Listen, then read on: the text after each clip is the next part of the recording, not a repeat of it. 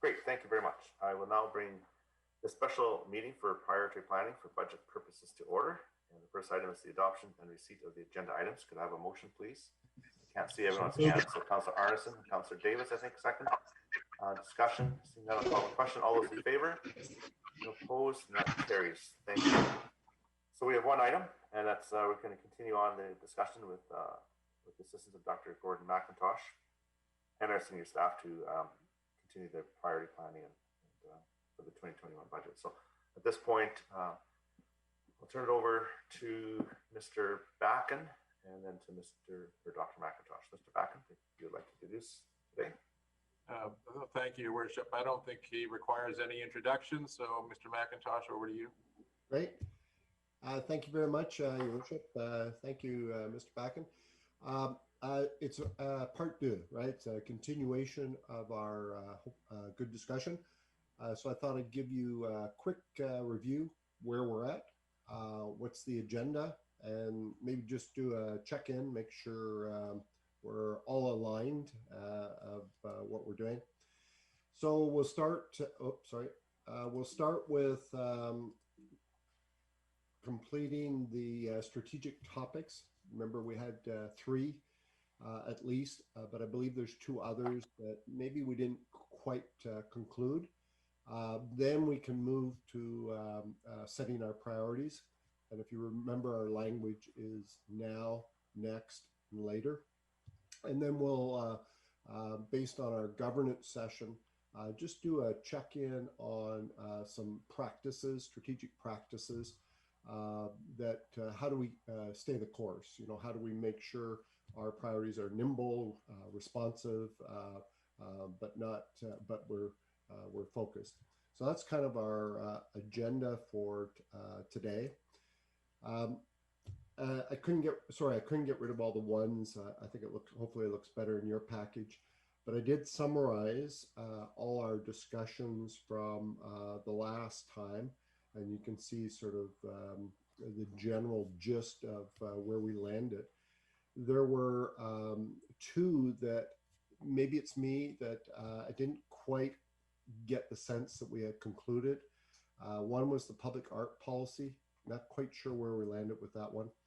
The other one, Councillor Long advised me, I misinterpreted that it was just a position, but it's more than that. It's CPO in Willoughby, so I've highlighted that one. There's also the water policy. The Willoughby Library is also on our list. And I'm missing, and the other one is the COVID recovery, which we may or may not have covered when we talk about the budget process. So we'll see. So notwithstanding, so let's start with unpacking these. If you remember, we got to get a status from through Mr. Backen to the appropriate staff. Where are we? We'll start with the CPO. I think that's only fair, and then we'll work our way through the water policy, Willoughby Library, and COVID, and maybe just get an update on that art policy matter. So let's start with the CPO, and we began to discuss that. If you recall, our RCMP discussion landed in two places. One was to get an update from the detachment. I think maybe a new staff sergeant, invite them and get an update. And the second was to explore future possibilities around the detachment. We kind of put in a more distant horizon. The other then was the community policing office. So I'll turn over to Mr. Backen if you can give us a quick update. Thank you, Dr. McIntosh. The CPO status is that there was previous discussion and resolution by council authorizing us to enter into a lease. The lease negotiations took some time, but I was just informed yesterday that it's been concluded and, as I understand it, executed. As such, the document will be forthcoming to the council, probably the next week or so. So it's at that stage. The discussion, as I recall, then may have shifted a bit more away from the CPO precinct, as it's also referred to, instead in terms of the additional space that may be available at the main detachment, which of course involves our relationship with the city of Langley. So it may have been going that way, it may not have been. I'm not certain on that. But where we stand now is then, I guess, a redeployment at the discretion of the superintendent of the RCMP of certain officers to Willoughby once that facility is up, which would likely be in the later part of 22 if all goes well. Thank you. I'll let Your Worship. I'll let you handle the hands. Great, thank you. I do have Council Woodward a question. Council Woodward. Yeah, can I just get clarity why this is a strategic priority item? This is done. This was decided and voted on. I thought this was operational at this point. So just curious why it's here as a priority item. I believe, because it's, and I agree, some of these things are ongoing, like the water policy we still are discussing. But the CPO, I think, has been decided. Mr. Backen, can you assist? And it may be unfair. Dr. McIntosh has these items from before and just trying to sort it through. Well, actually, Well, I could. Maybe before Councillor Long, the way I interpreted it was that it was operational, and it was simply the startup. And I, at that point, didn't know the date. So if you look at our sheets there, I had it as operational, and it was Councillor Long who should probably speak to why he thought the conversation wasn't concluded. Certainly, that's a good explanation. This is a discussion of council. Council Long put it on. Maybe Council Long, you want to speak to it? Go ahead. Sure. Well, don't forget, when we started the session, we were all given an opportunity to put what each of us thought was the most important thing to get done. I thought that's what we were asked, and I mentioned the library and the CPO, not knowing where we were because there were a lot of discussions, some of it in camera because it did involve the different options and so forth. And it's very encouraging to hear Mr. Backen, but to me, those are the two priorities. And just like other councillors put other items on there, some of it are ongoing. So there it is. And if it's dealt with very quickly, then we can move on to other councillors' priorities. Right. Great, thank you. So some of these things have been completed. So Mr. Backen, would you say the CPO is now in a completed stage, or is there further work that needs to be done? Your Worship, I think the CPO as to its location and procurement is effectively finished. There may be a few more steps as to the actual physical procurement, but from a policy level, I think it's done unless there's any need to revisit, which would, upon thinking of that, be very difficult because we are in the stage where we have an executed agreement. Okay, thank you. Thank you. So I'll turn it back to you, Dr. McIntosh. It looks like that one could be Thank you. dealt with rather quickly. And remember, our first list is just topics, so that's right. So we'll see as we head towards the chart that's been located in the operational column.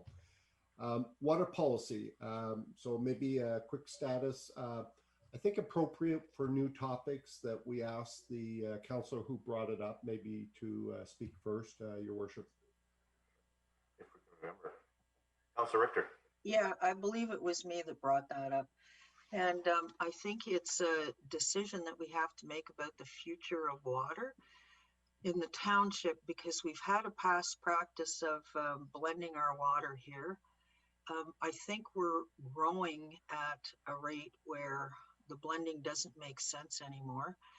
In order for us to continue to blend water, particularly in Brookswood and Murrayville, we're going to have to invest $6 million in a new water treatment facility.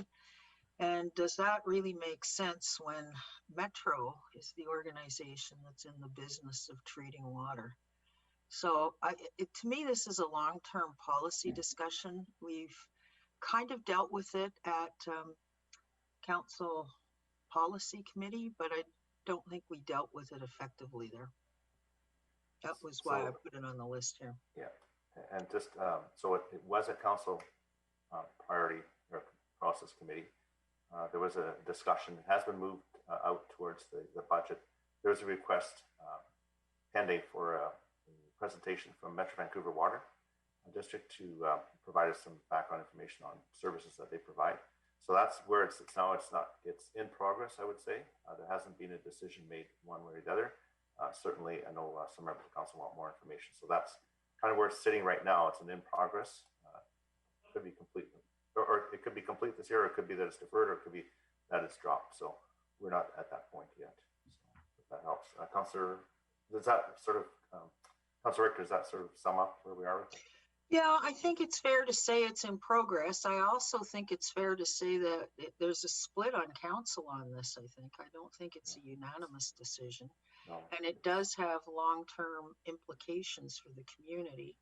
So that's why I thought it could go here, maybe to get discussed more, but it could just as well be a topic that comes up at our next catch-up session too.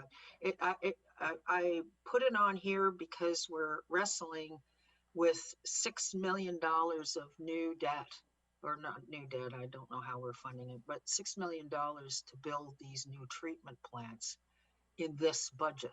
And that's a lot of money, $6 million. So no, I agree. It's something that and you're right, it's not going to be, may not be a unanimous decision, but I think at the end, we do have to give as council staff direction one way or another. So we are working through it. So there's more speakers on this. I'll go to Councillor Ferguson and then Lon. Councillor Ferguson, I'm not hearing you. Steve, you got to go back to Radio Shack and get those things fixed. Okay. Can you hear me now? Yes. Well, I'll be very, very, very brief. I consider this like a Maslowian discussion because when you stand out in the rain, some people think you're going to get wet, but other people don't think that way. I don't think there's anything other than education. We have an excellent blending water system. It works, and the $6 million will be recovered in fees that we already get from Metro Vancouver over a number of years. So it's basically an educational thing, but it still comes down to if you stand out in the rain, are you going to get wet or not? Thank you. All right, thanks. Never thought of that. Councillor Long. Yeah, so I just wanted to, it's come up quite a bit, but I don't want to spend, well, I'll spend time if council needs to, but we made a decision to get a presentation from Metro Vancouver. Yeah. My understanding is we're waiting on that, and I hope we get it soon. And I was going to ask if Councillor Richter was just at a Metro meeting. Is there any way we can get this presentation sooner than later? Because my understanding, and Your Worship, I'd like you to clarify that it is not a unanimous decision. There is a motion, and I think that after that presentation, council needs to make a decision and which way it's going to go. And it's not going to be unanimous, but we do need to have some direction. But we've chosen to receive more information from, like Councillor Ferguson said, an educational session with Metro Vancouver.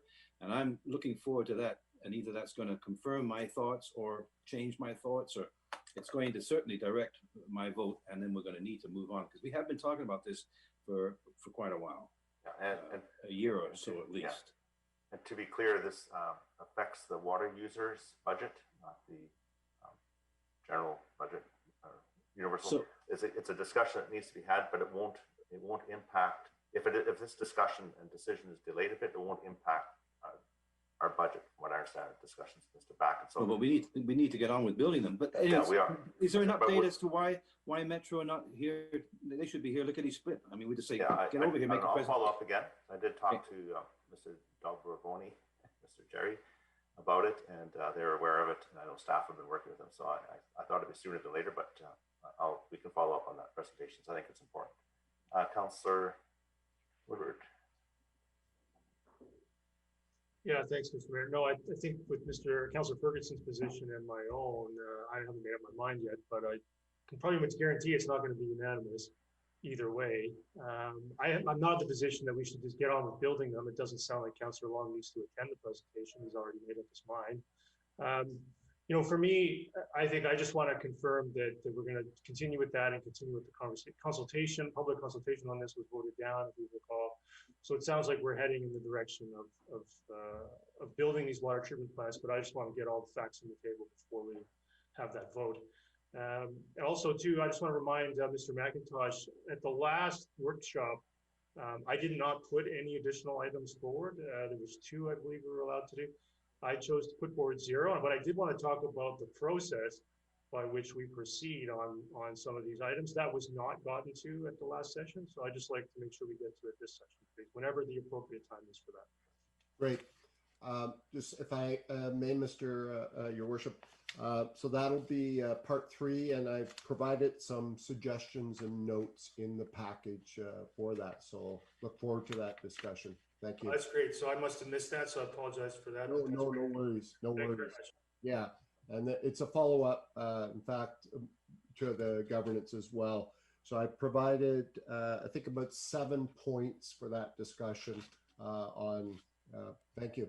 Great, thank you. And Councillor Davis. Hi, good afternoon, Mr. McIntosh. Are we unpacking these? Like, should I be weighing in? Like, because I tend to spend a lot of time, like this water policy thing is unbelievable. And this is actually a good thing to unpack and all that, but I don't know if I want to unpack it right now, or should I?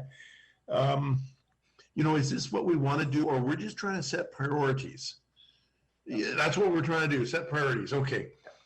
Yeah. Okay. So I don't know where to tell you. Sorry. Yeah, Sorry, Mayor. Interject. I think because this is in stream and council has given direction to staff for presentation, we need to get their presentation. I think that's the way it was left, is get more information. Yeah, that's what I say. A little more, but if council is, certainly welcome to discuss. Well, then I'm prepared just to be quiet. It's an important. It's actually, when you think about it, it's pretty cut and dry. It's a real textbook thing. We either process or we don't, and it's it's pretty complicated. But okay, I'll just go ahead then. One of those decisions of council. Thank you, Councillor Kunst. Oh, hi. Yeah. Back to the water. I'm obviously going to reserve my comment on that. Oh, sorry, my kid just walked in here. But I wanted to encourage council to possibly go down to the Aldergrove Water Treatment Plant if you haven't already done so. It's a very informative tour, and meeting with the engineers who do the work in our community. It was really helpful for me. But I look forward to the Metro presentation as well. Thank you. So I'll turn it back to you, Dr. McIntosh. Thank you very much. You interpret where we are here with this one? Yeah. So as we're doing this, just so you're aware, this is just notional. I'm loading up any item as like later if it doesn't have a date, and then we can move things later. So we're not setting priorities yet. So at this point, thank you, Councillor Davis. We're not trying to solve these. We're just trying to sort out where they fit on our radar. And so water policy, and then later we can decide kind of where it goes on our list. I see a hand. Councillor Richter. Councillor Richter, you got something to add on the water? Yeah, if we're putting it down under other or later, I think there's some corollary issues that need to be addressed around this too. And one of them is the pricing of water in this community, because essentially the aquifers are being used to subsidize the cost of water in the urban areas. And water isn't free. Water does have a cost, and it costs us, well, we're going to be putting $6 million in plus operational costs into this new treatment plant for Murrayville and Brookswood. So that raises the question, should Murrayville and Brookswood be paying a differential price for the water that they're getting? Because we're having to build these new facilities to support them. Anyway, that's, as I say, a corollary, but pricing is a big one too. Right. I'll just add that in, Councillor Richter. Yeah. And again, I just want to remind people, we can move these things around. I'm just making sure we can see them all. As we head to priority setting after we've done them all, then all of these can shift wherever you see, as you see fit. So I've added both Metro Water presentation, there might be better words, under advocacy to move on getting them to make that presentation. And on the water policy and pricing, edit that to our list. So that, I think, brings us to the Willoughby Library. And I believe Councillor Long maybe brought that up. If you allow me to speak, it could be the same thing as a CPO. I don't know. Some may think it's a done deal. To me, it's a high priority. An update might be all we need. Great. but I don't know where we're at with it. Mr. Backen? Thank you. Where we're at with Willoughby Library is a bit different than Willoughby CPO. We are in negotiations, and I don't think we're even quite done yet. But once we conclude negotiations, we're to return to council with the form of lease for its endorsement prior to actually adopting. We are targeting for February the 9th for a presentation that would include the Fraser Valley Regional Library folks and as well staff to look at some of the concerns that were raised. That would be to address overall library operations globally from the FVRL, and from staff to talk something more specifically about the state of the process of negotiations. Hopefully it's concluded, or if there's some gap, let council know what the gap is and to get some direction on that, and to as well have some a bit of a discussion, as there was some supplemental motion passed as to strata ownership. So we're looking at perhaps including that in the discussion. So that's the update on that one. Mr. Backen, so is there still some significant policy decisions around that? I think there would be, only to the extent that council is not committed to this initiative. So as there is a lease negotiation or instrument that still needs to be ratified, I think that still could put the issue of the wisdom of the location, the concept before council, given its then known cost. Okay, so I should add, and is that forthcoming? Like, is that reasonably soon? Yeah. Is there a target date? Yeah, February 9th, I think is the date. 8th, sorry, February 8th is our target date for that. We're really pushing hard to make that, and we think we will, but if we do make it, I'm just alerting council of the possibility we may have a gap between what staff would like to see and the landowner would like to see, so we may have to get some direction from council on that. So would it be fair to say that, the next step is the Willoughby Library lease? Would that be the... I would say the Willoughby Library presentation update, which would then take it out of the land realm and could be more general. Oh, okay. So the presentation, which I've got over here, library presentation, is the one in February, and I would leave the Willoughby Library just generally for on our list with no particular date at this point. I think so. I think that will flow from it. That's right. Okay. So, and again, these things can move. Okay. Sorry, I'm not the. I wish Wendy was right beside me here to kind of. Sorry, you have to go through the pain of watching me try and do this. Okay. So, so what we've done so far, we confirmed the CPO as a startup, which is operational. Decisions made. We've got the a water policy. We're going to hear a presentation, which will open with our open minds, inform us, on how we decide which way to go. And then we've got the which also relates to pricing that Councillor Richter brought up. We also have the Willoughby Library. We're going to hear a presentation that will inform us on sort of future direction. And that leaves, and I'm just keeping this chart in front of us. Probably no need to go back.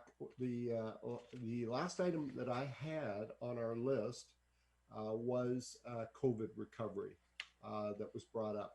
And I forget who actually brought that up. It was me. Okay, there you go. Unless somebody else did too, but COVID recovery. No, that would make sense because you always do the sweep, right? The end. So that would make sense. Yeah, tail end, Charlie. Yeah. Yeah, COVID recovery. It's such a massively huge topic, and I know at the Metro Vancouver level, we have a task force of all the mayors that sit on a committee talking about COVID recovery and the economy in a more of a metro-wide global scale.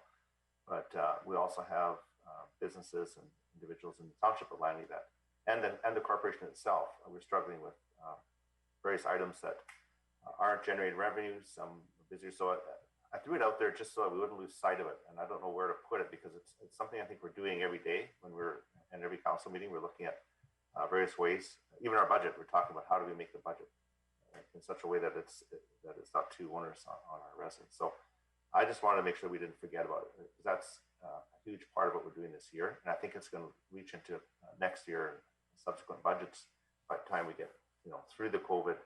Hopefully the vaccine comes through, we get the herd immunity and we get through it, but we still have to. So as far as specific action, I'm not sure, but I think having it as in front of council all the time is important, that we're aware of it as we discuss various policies and capital expenses and that kind of thing. So I don't know if that helps at all, but yeah, perhaps maybe just a couple different ways we can look at this. One is the COVID-19 impact on the budget. Perhaps, and I believe in my earlier notes, when we talked about this budget, 2021, and then we talked about a revised budget model or for the future, perhaps the COVID impact on the organization is within that discussion, this year's budget and the future model, perhaps. The second is what's happening across the country is around the impact on business community.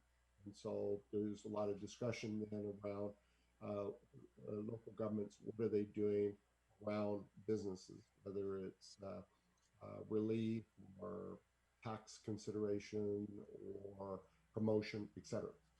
The third area that people are looking at is relative to the impact on citizens of what services are needed, maybe what services need to be enhanced or adjusted. So perhaps that gives us a little bit of a framework. Budget, businesses, or the community at large, citizens, and let's see if there's any heat around any of those. Let's start with budget. Would most people say, yeah, when we look at the 2021 budget, and when we look at a model for the 2022 budget, that we pretty much will have to deal with COVID. And if that's the case, then we can move on to see if there's any discussion around the other two categories, businesses and citizens. Does that sound reasonable? yeah. So Councillor Ferguson has his hand up. Maybe provide some input. Councillor Ferguson. You're muted. You're on mute. That's another COVID issue. There's a COVID issue. I did want to say it's kind of interesting and perplexing at the same time, because I look at some of the surrounding communities and seeing what they're doing with budgets, and some of them have a higher percentage than they have in other years, which is odd, knowing that the challenges of their citizens, their businesses, and other things. I did want to also throw something in there, Gord, that you can think about. That here we have in the region, and I think the region goes right up maybe as far as Hope, is that house prices are all of a sudden jumping up. And how is it that when we have businesses challenges with people working, and the price of real estate is starting to jump again, which is always a challenge, and it just seems so perplexing. Real estate and also what other communities are doing with their budgets, the high percentages that we're seeing. Those are 2 points. Your Worship, if you'd like, what's happening across the country is small communities, and doesn't matter whether it's Willoughby or Haines Junction or Yorkton, Saskatchewan, people are moving out of the cities, right? In the metro area, that's like Langley, but in other places, it's like moving 2 hours away to get out. And so, yes, it's increasing real estate values substantially in, let's say, the quality of life living areas, for sure, Councillor Ferguson. Also, I think part of that discussion is the low interest rates, and but also with statistics I've seen is that building permits are way up. There's a lot of activity in our area, but the interest rates certainly are having an impact on it. And then people having to work from home, they're looking to buy space. They need space. They're working from home more, and kids doing more schooling at home and that sort of thing. So I think that might be part of it. Councillor Arneson. Thank you, Worship, and through you to Mr. McIntosh. So it occurred to me when last year we started going through this process where we had COVID shutdowns, and then there was the repercussions and a number of spikes and valleys, et cetera, having to do with the impacts, not just on residents, but also obviously on local businesses and sort of the macro economy, I would say, in general. So there's lots of different levels. But I did see some references to other communities who very early on decided that they wanted to establish some sort of task force or group, a multi-stakeholder group that would look at what the implications would be so as to make policy around some of the issues. Now, since we're going into year 2 of this, it would obviously be a bit of a different snapshot, but I think it would be helpful because when I look at the community and I see the struggles, it's impacting different groups differently. And I think that one of the things how we could inform ourselves about that is to make sure, for example, the Township of Langley has jurisdiction over such things as zoning, and maybe we would find out from different user groups that they would like to have more live work opportunities, or they'd like to have a home office that currently doesn't really fit within the footprint that we have, or some other zoning measures. So I think it would be helpful from my point of view that if we considered what other communities have done around that to try and come up with something that is more that is tailored specifically to the township, but it takes those different components into consideration. That's it. So what I think I hear you saying is perhaps some kind of engagement process with both business and citizens. So maybe a community session, forum, task force, something to find out what the needs are, issues are. Okay, thank you. Councillor Kunst. Yeah, I know. I believe the economic division or the Valgafka. So I know that they've done a lot of reaching out to our businesses in Langley. So maybe it would be something to have them at least get a sense for council where things are at with businesses in Langley. If there was a presentation or something in the future that might help us understand where businesses are at, because I know that they've done business walks and a lot of reaching out to our businesses in Langley. Councillor Kunz, what's the name of that group again? Economic development. That would be the within the Township of Langley. It's our own department. Okay, so it's our own committee or commission? Yeah. It's our staff, economic development. So taking from that, in the beginning of the COVID crisis in March, nobody really knew what was going to happen. And so we acted fairly quickly, and a lot of municipalities acted fairly quickly to deal with things and get things moving and emergency operations centers. And we were getting more updates, more frequent updates from staff. But as we got used to it and things started rolling and the province is really running it, those updates have stopped. So perhaps following on what Councillor Arneson and Councillor Kunz are saying is that starting at least with an update from staff, from our ELC and from the economic development, and giving council that presentation, that might be a future action to deal with. Well, and I just wanted to add, I did participate in I think it was the provincial government grant, so for businesses. So it would be nice to know, because I have since talked to some businesses that were not able to access those grants, even though it was for business. So it would be nice to know if there was a way we could assist businesses if they're not receiving those grants, if there was something that could be done from our end. But yeah, so it might be something as well. Certainly, I know the Chamber of Commerce is a good resource for business in our community, and that could be connected with that presentation too. Councillor Whitmarsh. Yeah, I was just going to say that, Mayor Froese, that I think, whether it's a presentation from economic development or maybe getting some information from the chamber would be helpful. And I'd be very supportive of that. I think one of the things that, that we've learned going through this COVID environment, and we still have another, number of months, who knows how long to go. And that is that while there have been a number of businesses that have been affected in a very negative way, and it's been very difficult for some, there's been other businesses that have actually thrived.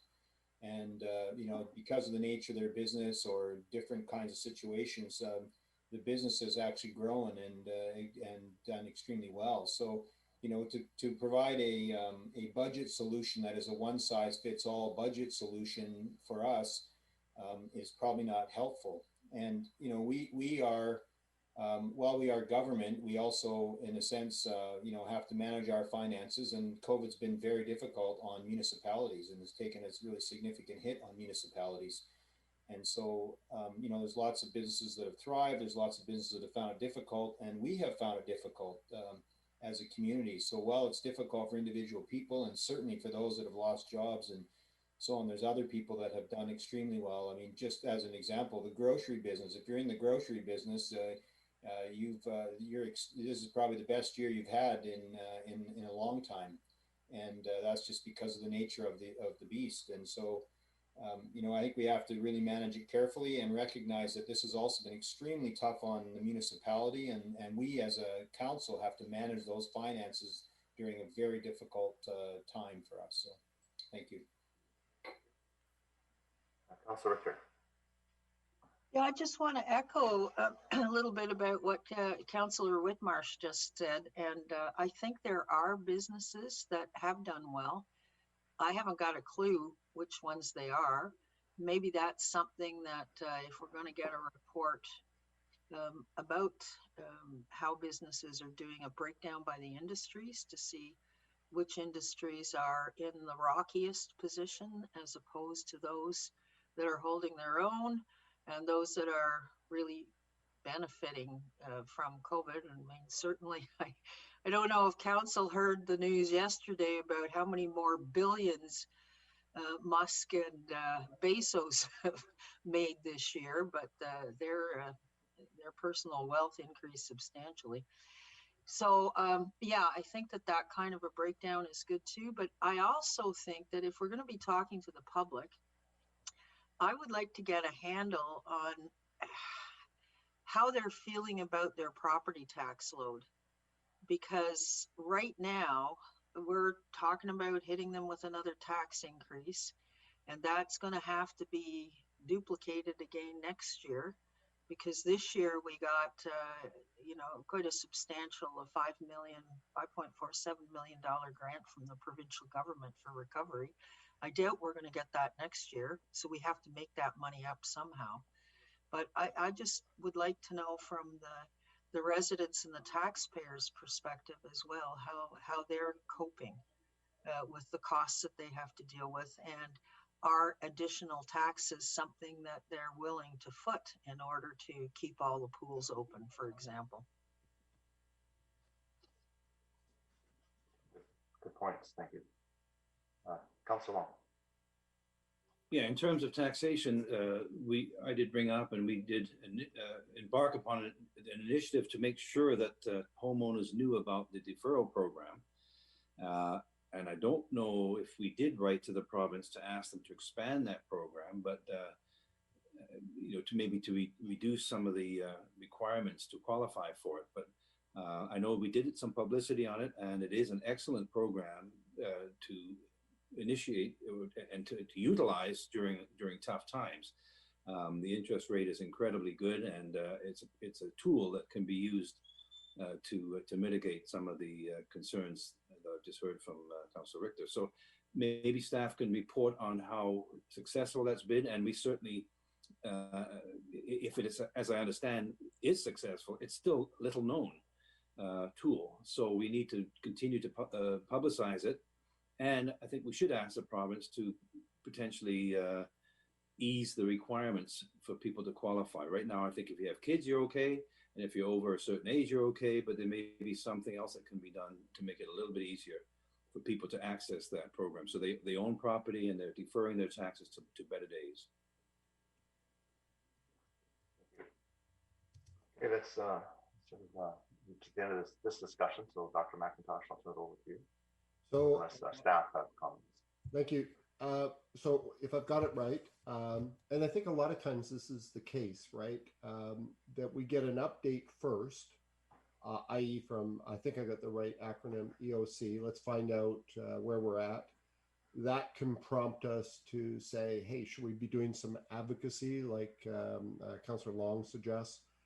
Or I just called it a differentiated impact, like acknowledging there's different impacts in citizens or businesses. So I've just left it there. Again, the list doesn't mean it goes anywhere. I just wanted to capture some way of looking at our discussion. So if I've got it right, we've got 3 hits for COVID. 1, how does it impact the budget 2021? Likely, how will it impact the 2022? So those are 2 items already here.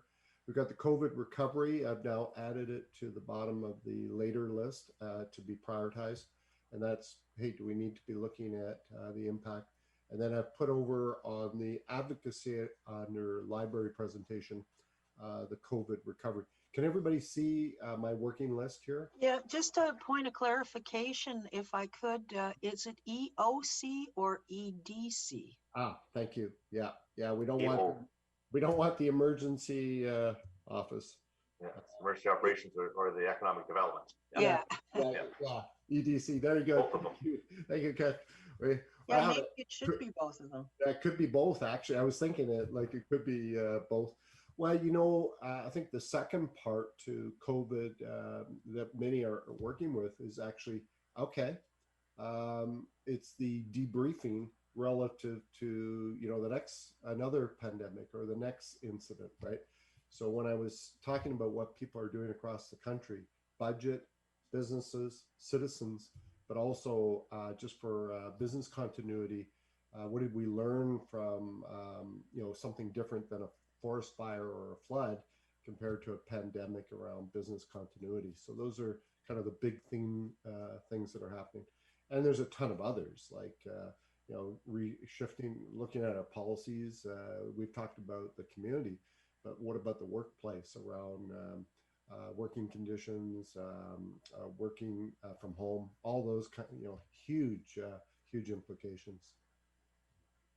So if we can, shall we move to prioritization? We've covered all the topics that were identified at the previous session.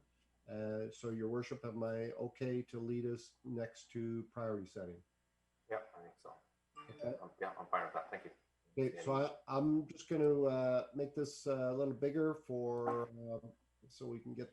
So what I have is that we had some follow-up items, things that we don't want to forget, and I may have missed some or misrepresented some, but 16th Avenue to get status, 24th Avenue to get an update, North Langley truck route, an update, Aldergrove downtown incentives report, if you remember the discussion, a update, but with a bit of a refresh because it's a bit old, and the Willoughby Roads WARCAP update.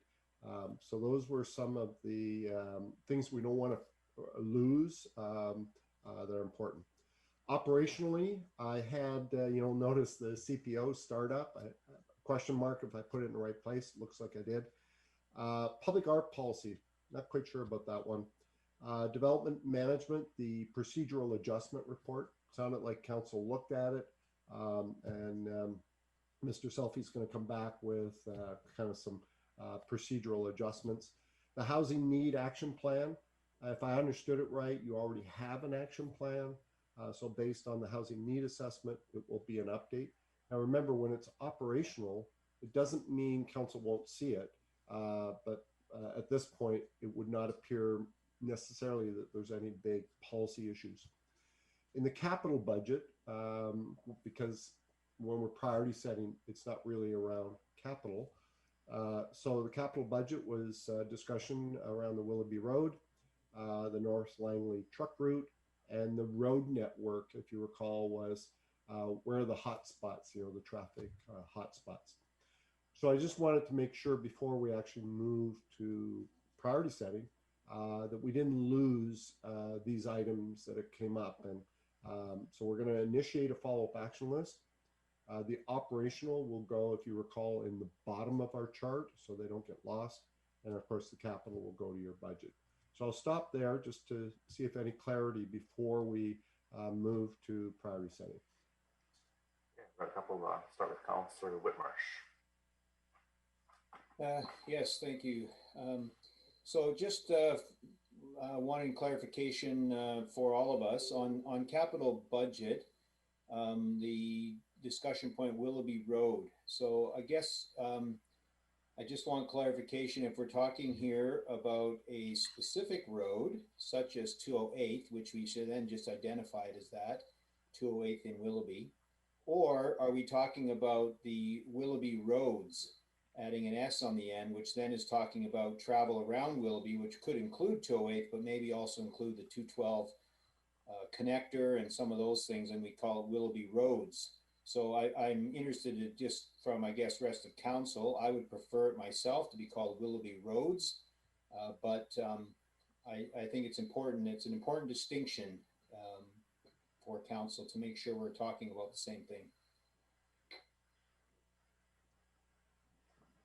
Thank you. Councillor Richter, or Dr. McIntosh, did you want to make a comment? I was just highlighting the question. Yeah. Okay, thank you. Okay, Councillor Richter. Yeah, I'm just thinking under capital budget, I think the water stuff has to go in there because we're putting a lot of money into the water.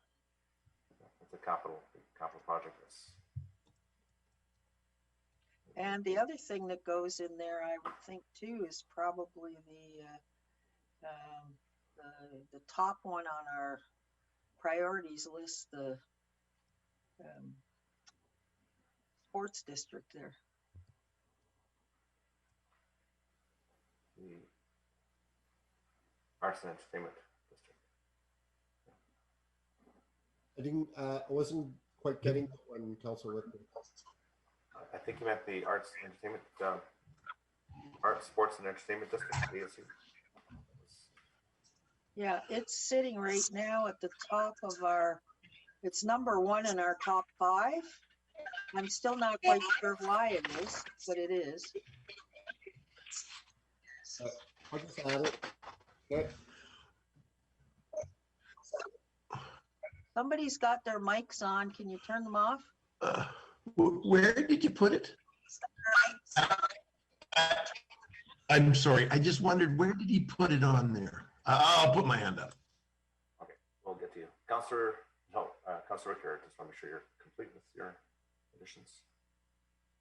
Yes, thank you. Okay, thank you. Councillor Woodward? Yeah, just Mr. McIntosh, for your benefit, WRCAP is misspelled there. Okay, thank you. It's an acronym. Yeah, it's an A, not an O. Just to help you out there. And I'm going to agree with Councillor Whitmarsh here. I'd like to know exactly what we're talking about as well, because I kind of feel like I don't know why it would remain as a priority when I don't feel the majority consider it a priority, and I think that's been proven out the last couple of years. So I just want clarity. If some people consider it a priority, then maybe there's different mechanisms to solve it. But why would we leave it on here when we have other things we could consider a priority that we might actually be doing? Thanks. Maybe, Your Worship, if I can, just clarity. I'm not suggesting these are priorities. All I was doing was getting them off our priority list because they were discussed. So I wasn't suggesting these were priorities at all. That's a great clarification. Thank you. I misunderstood. I thought these were still on the list or lingering. Yeah. No, I was trying to just get rid of them, basically. Okay, well, yeah, that seems appropriate for sure. These are capital budget discussions. The operational items are taken care of. The follow-up items are being followed up. So I was actually trying to dispense of them to get to the critical mass. That's excellent. Okay, I misunderstood. Thanks. Yeah, no problem. So there's no intent to, all I'm saying is all these items, whether they're plural or not, they're in the capital budget, which is a different discussion. Okay, thank you. Councillor Davis? Yes, that I was just wanting to clarify that. That's perfect. Okay, thank you very much. Okay, Councillor Ferguson. Yeah, well, I think, some of these things were discussed, either priority or something that would be coming up over the next year's budget. That's why I actually have suggested WRCAP. And also what is happening in the Willoughby area for roads and how we're proceeding accordingly, where there are, I call it 3 different sections of road there that we're still discussing, where we still have roads there, but telephone poles or something in the middle of them that have to be removed so we can actually have 4 lanes in those areas. So I think there's a number of things we can still discuss, including connector roads to the 216s exchange and other things, where we're happening, where it fits in the budget. And as far as WARCAP goes, I mean, the main thing holding that back is, financing, and it's a difficult thing. So I think it's something we did say we need to continue discussing so we don't forget about it. That was why I put it on the table. Thank you. So I've also, Your Worship, highlighted that it's also a discussion item relative to the strategy. So I've highlighted Willoughby Roads priority / financing, et cetera. Thank you. Councillor Arneson. Yes, thank you, Your Worship. I just want to go back, thank you to changing the screen. So under operational, you've got the public art policy with a question mark. I'm not sure exactly either, so I think there's some ambiguity as to where that should be dealt with exactly, but I do think it's an important item. I'm not going to speak for anybody else, but I recall that Councillor Woodward had an initiative or a motion that's been undiscussed for about a year. And also there's newer information coming forward, I think, which gave rise to this being on the list. So for myself, I think it's really important that we continue this discussion to find the appropriate area or mechanism through which we discuss it and get it on, I don't know, CPC or some other kind of staff presentation to get us all on the same page, to know where we're at, so we can get council input if we feel that there should be changes to be made. So I just wanted to flag that one as one I think that is quite important in our community. Thank you. Councillor Woodward. Yeah, I'll just add quickly, just to remind council that that was in regards to creating a revision to allow the public to be able to have a process to apply for some of those funds that are being provided by development. And I think it would be great to have a public have the ability to propose public art, as we've seen from the Trinity Western installation, which I have no problem with, but it would be great if the public had a way to do that as well. Thank you. Thank you. Councillor Richter. Yeah, and just to follow up on Councillor Arneson's reference to CPC, that was one of the issues that I had brought up on our first session together about how CPC is working right now, because it's backlogged. And is that going to come up under the implementation discussion? Yes. Good. Okay. Thank you. Actually, I just checked. There's 4 items. Yeah. To go through. Thanks. So maybe Mr. Backen can give us an update. I thought the public art policy was in progress to be revised, and maybe that's kind of why I might have thought maybe it was operational. But Mr. Backen, can you shed any light on that one? That's correct. Actually, Arts, Culture, and Mr. Tulamello's division, it has tasked to them a report / presentation that is targeted for the month of February. It's been outstanding for some time, but it was waiting some work. I can't recall what it was, but yes, it's in progress for the month of February. So does council feel, I mean, basically we could put those two together, the art amenity installation policy, and I think maybe Councillor Whitmarsh was making the point, or somebody was making the point, these two go hand in hand. You know, they're companion documents, perhaps, that the art amenity installation policy somewhat depended on the public art policy. So perhaps best to leave them both as council items and maybe just put them together. Does that connect for people? Okay, so I don't see any hands coming up, so I think Okay. It's a broad topic. Certainly, some good comments have been made. Thank you. Is everybody still okay? I know you've had a long day, so we'll move to priority setting. Is that okay? Sure. Yes. Yeah.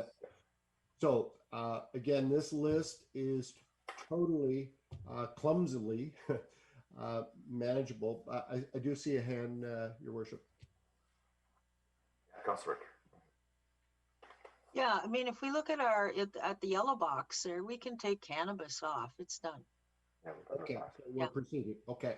Yeah.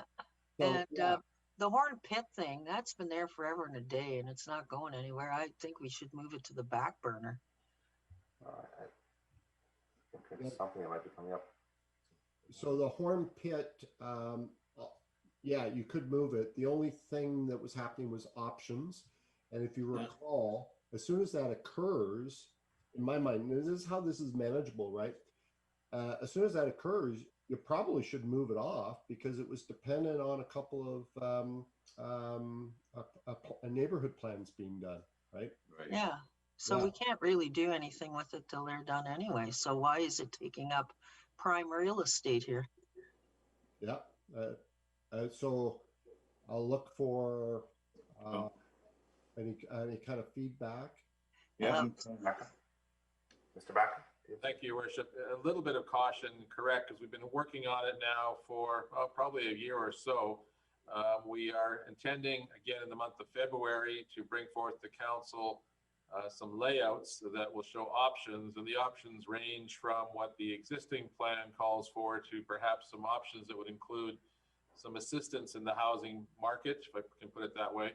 So we have to be a bit cautious, but it is also correct to say that if in February council said, well, this is the option we wish to pursue, we would then immediately begin the application process so that the initiative could run concurrently with the neighborhood planning process. So it's probably a little premature to remove it, but it certainly likely could be removed, in the next year, depending on how things progress. Well, I guess what I'm objecting to is it's been sitting there now for pretty much 2 years. It's not a burning issue in the community compared to other things in the community, like the road network and and some of the other ones that are, I think, more important at this stage than that one is. I'm just wondering why we've got it up there at number 2. If I can, Your Worship, maybe let's start with what we agree with, and that will show us, and maybe we can come back. So would we agree, and then maybe we can do the hands, because otherwise I think we'll jump all over the place. So ASAE district, getting a recommendation by July. Do we generally agree that's a now item? These aren't ordered, right? 1, 2, 3, 5. It's not ordered. Do we agree? Because just for clarity, I'll take the numbers off. Whoops. Sorry about that. So just to back up, so now item. So what you're asking for is just if it's unanimous. I mean, we have the little green check mark and an X for no, and it's not a motion or anything, but it's just to get a sense if we're in agreement. So if we're saying that's, yeah, okay, we're thinking that's a now item, then I'll just underline it. Any discussion on ASE? So we'll go to ASE. So Councillor Long and Councillor Davis, just on this one particular one, ASE. Well, I had my hand up for quite a while about horn pit, but yeah, I don't, are we going to take all our hands down? And yeah, I mean, these are all priorities for sure. And ASE is number 1. Okay. But if nobody's talking to ASE, I'm just going to underline it. And then move to the, I just thought if we do one at a time. Yeah, that we're not jumping. You're right. I hear you. Councillor Davis, did you have something to say on the ASE? The ASE, like, I'm going to mention it twice because then I'm going to try to focus on the ASE. But like, we're dealing with that right now. It's kind of me in the now. It may not be if we aren't successful, but and horn pit has always been an ace up my sleeve, or ace up our sleeve, because we're going to need the horn pit to get the land acquisition fund down some. Okay. ASC, I think I'll leave it there because I'm sorry, on Monday we're going to talk about it again. Well, that's all we need. Yeah, thank you. So horn pit, I've just left as a different color for now. Development management process procedures. There's some mics open. Could you close your mics, please? Everyone? Councilor David? Okay. So on the development, Sorry. Yeah, and Whitmarsh. development management process, what's coming back is the procedures. If council's provided direction, that one can come out and be operational. Okay. So Anybody on? that was sent to staff. That was referred. It's received and sent to staff. They're coming back with report. Yeah, but do you feel like you know, they're going to come back with you've already provided input, you already had a report, and they're just going to come back with it's procedures, not policies. Yeah, it's already in their workload, so we'll come back. So is everybody okay with that? Councilor Long, your hand is up. Is that on? Okay, I just want to say that I agree with all. Well, I was going to talk about Horn Pit. I'll take the hand down. I mean, I think Horn Pit needs to stay. I don't know if that's the question you're asking. No, the development management on the management process. I thought that was underway. Yeah, I think it's that's underway. what we're talking about. That's right. Yeah, that's underway. So that could be operational. Okay, so in my opinion, but I mean, I'm not the only guy here. So okay, I'm if I don't hear anything, I'm taking it out. You can see we're trying to make. Councilor Davis, did you have something to say about that one? See your hand up. You're muted. You're muted. Councilor Davis, you're on mute. There you go. Why is the debt management strategy not on here? We're looking down the pike here. We haven't got there yet. Wonder, it says next. Okay, I'm gonna. Oh, okay. Sorry. Yeah, we're working on the top ones. I'm gonna try whether they should stay or not. Your worship. So anything below the yellow, we need to discuss. It says requires prioritization. They haven't been prioritized, okay? So right now, we're looking at the yellow box to determine for sure what goes there. Right now, right? Then we can talk about moving anything up. And so that'll come next, Councilor Davis. So do we agree? Horn Pit's notices in a color, so we're not sure yet.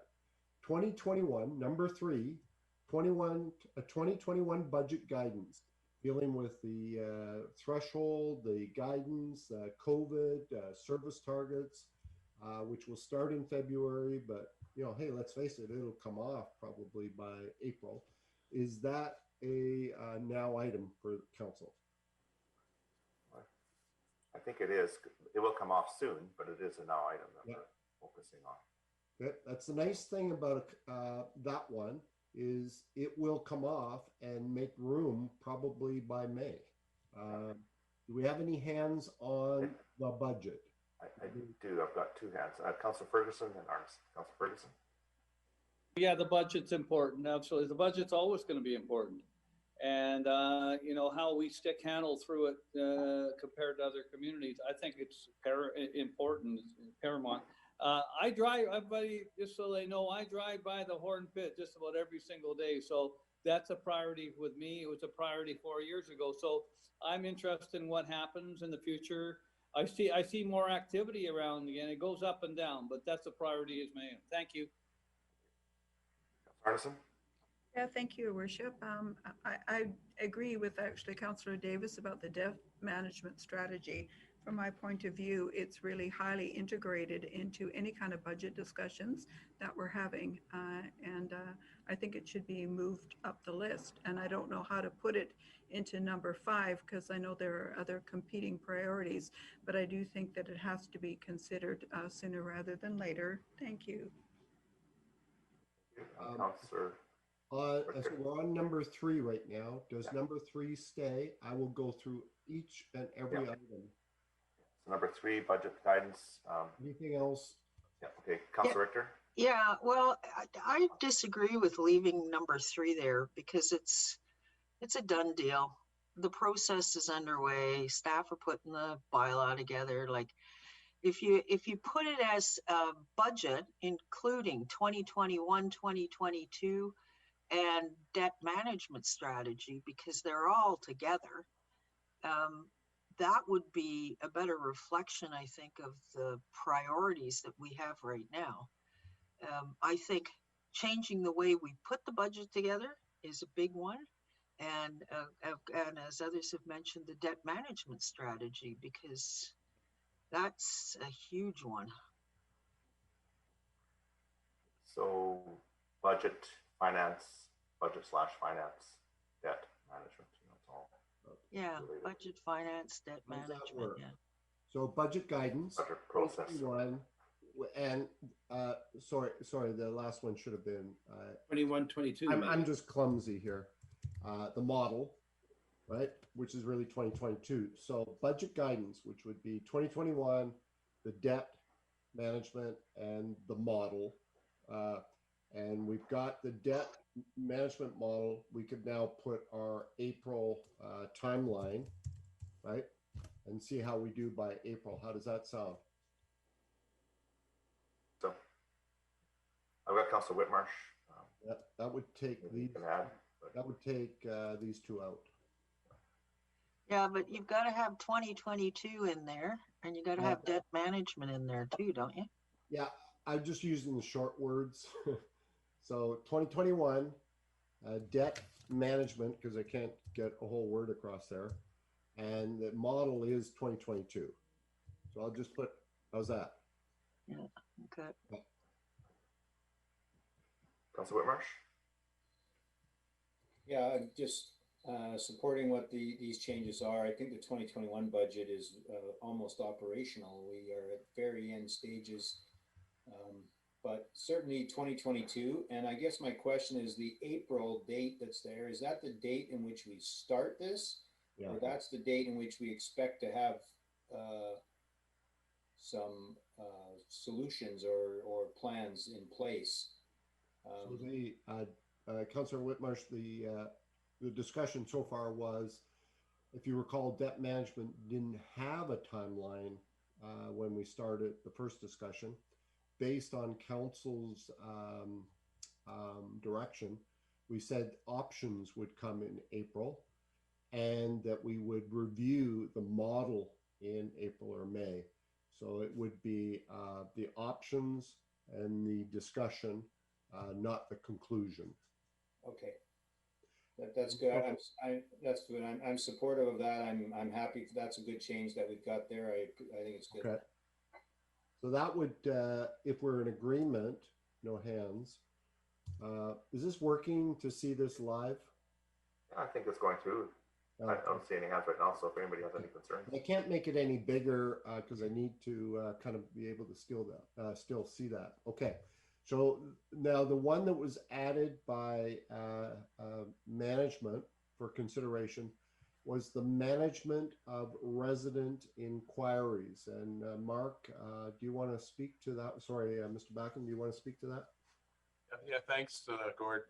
This relates to some of our previous comments about the volume of inquiries, and not just the volume, but the depth of the inquiries that we're seeing quite often for things like heritage matters, interchange matters. I'm trying to be kind of generic here, but we've seen some very overpass matters. We've seen some very detailed inquiries that have gone on for hundreds, if not, well, hundreds of pages of communications.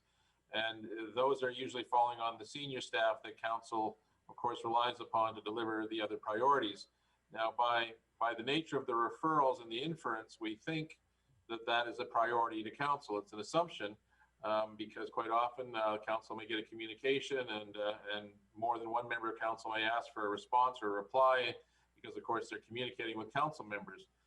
You know, that we think we're doing the right thing by doing that, but of course that then becomes a use of resources and becomes something that that we have to spend some time on, which then of course can detract from other things that we'll classify in the later category.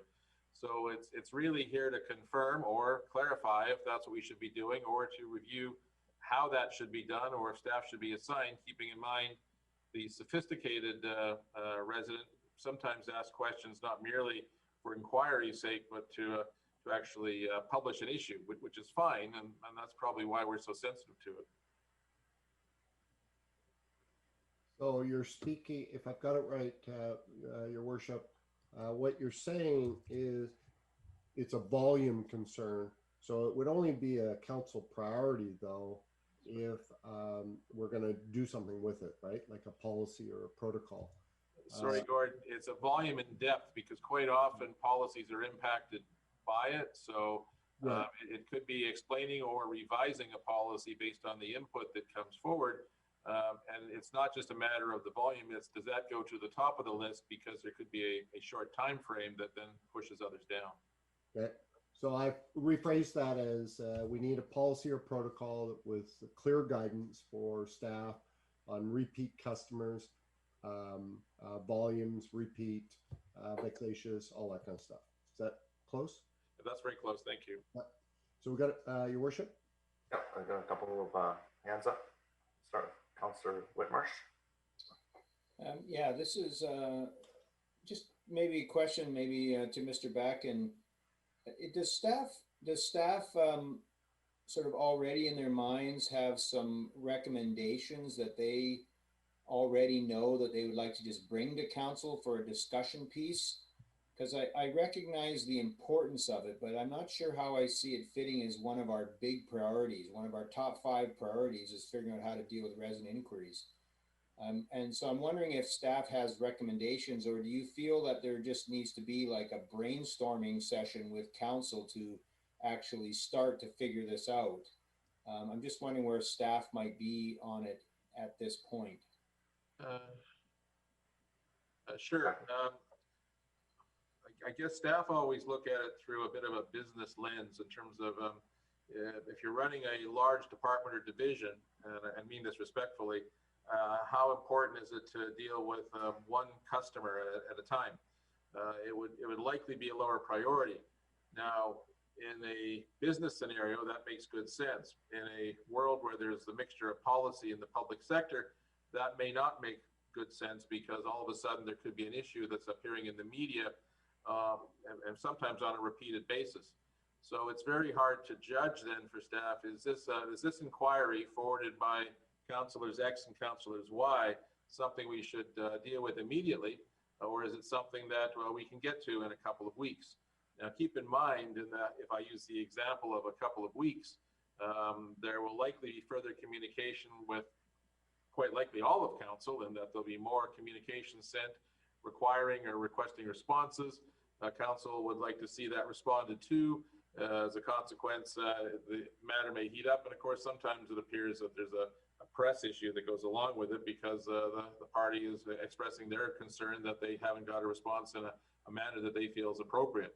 And as I said, that can apply to interchanges, overpasses, pool users. You can see in the newspaper almost any week that there's those sorts of inquiries. So our query then really is, we can continue to try to estimate or guess the priority, but even if we prioritize it, the impact and volume of those and the depth, and I guess I really want to emphasize, because this is not often just when will this be done? It's a matter of discussing global warming, the impact of increased traffic in this area, what that will therefore do to the area. Is it going to impact the school that's in the area, the school zone? And that's just picking that example. Or what's more important to us? Is it going to be satisfying long-term users in the aquatic area, or is it going to be more important to make sure that there's a broad base of them? Again, and we're viewing that through the lens, not just simply of the council communications, but the communications to the public through news media or social media, that it becomes quite a conundrum for us, because while that's all going on, pick something on the list, horn pit housing options may be inadvertently delayed because of course this other stuff is coming forward from the for the same people to deal with it that are dealing with, in my example, horn pit housing. So if I can, Your Worship, back to Councillor Whitmarsh's question was, does staff have some suggestions to manage this? I think that was the question. Yeah. And the short answer is, in one case, the answer is we'll leave them. The other question is we'll drop everything and do them right now. And again, that can be reflected in a policy document to actually implement whatever the answer happens to be. But it's a question of how we initiate the process. So I think the protocol proposal, as Gord outlined, is a good one, if in fact it is a priority for council. If responding to these inquiries in an extremely timely manner is the priority. If it's not, then it could certainly fall away. Okay, thank you. Councillor Ricker. I'm inclined to agree with Councillor Whitmarsh in that this is an operational matter, but it does have a political side, and I think the political side is what's complicating it. And the political side is twofold. My take on it. Number one, people are at home with nothing to do. So they start looking around their streets, or they get upset about their garbage wasn't picked up on time, or the pothole wasn't filled. And they send a letter off to the normal inquiry channel. If they don't get a fast response on it, or if they get a response they don't like on it, that's when it becomes very political, because then they start writing to individual councillors or to all of councillors, demanding an immediate response. So, I mean, short of putting a department of paperwork in place, which I'm not sure will solve the problem, because even if we've got a department of paperwork taking care of all these requests, if they're not getting fast response, that's just going to aggravate the situation. So I don't know. I mean, to me, part of this is a natural fallout of COVID. Part of this is a natural fallout of social media. I remember back when I first got on council, it was letters to the editor. And if people didn't get a response from council, boy, there was a letter to the editor in the next paper. Now it's on 75 different Facebook sites if they don't get a response right away. So I'm not sure how to deal with this one. Your worship, maybe just might help that this in fact is one of the 6 items that potentially derails attention to the priorities. So I think we may want to be careful of our words, right? Is it important for council on how we respond to inquiries, which is different than saying, is it a priority? Because responding to citizens is ongoing. And so that's really a service discussion. But if it is staff saying what we need is some clarity around how we deal with repeat customers and volumes and et cetera, that's a policy or a service level issue. And so I just put in here, it was a later item, so I'll come back. So the discussion here is it a protocol proposal or is it just really a procedural? I should rework that. Do we expect council staff to come back with something that guides us on how to manage these, or do we need a council policy? So it's just a question, is it operational and we want it to come back, or do we see this as a council now item?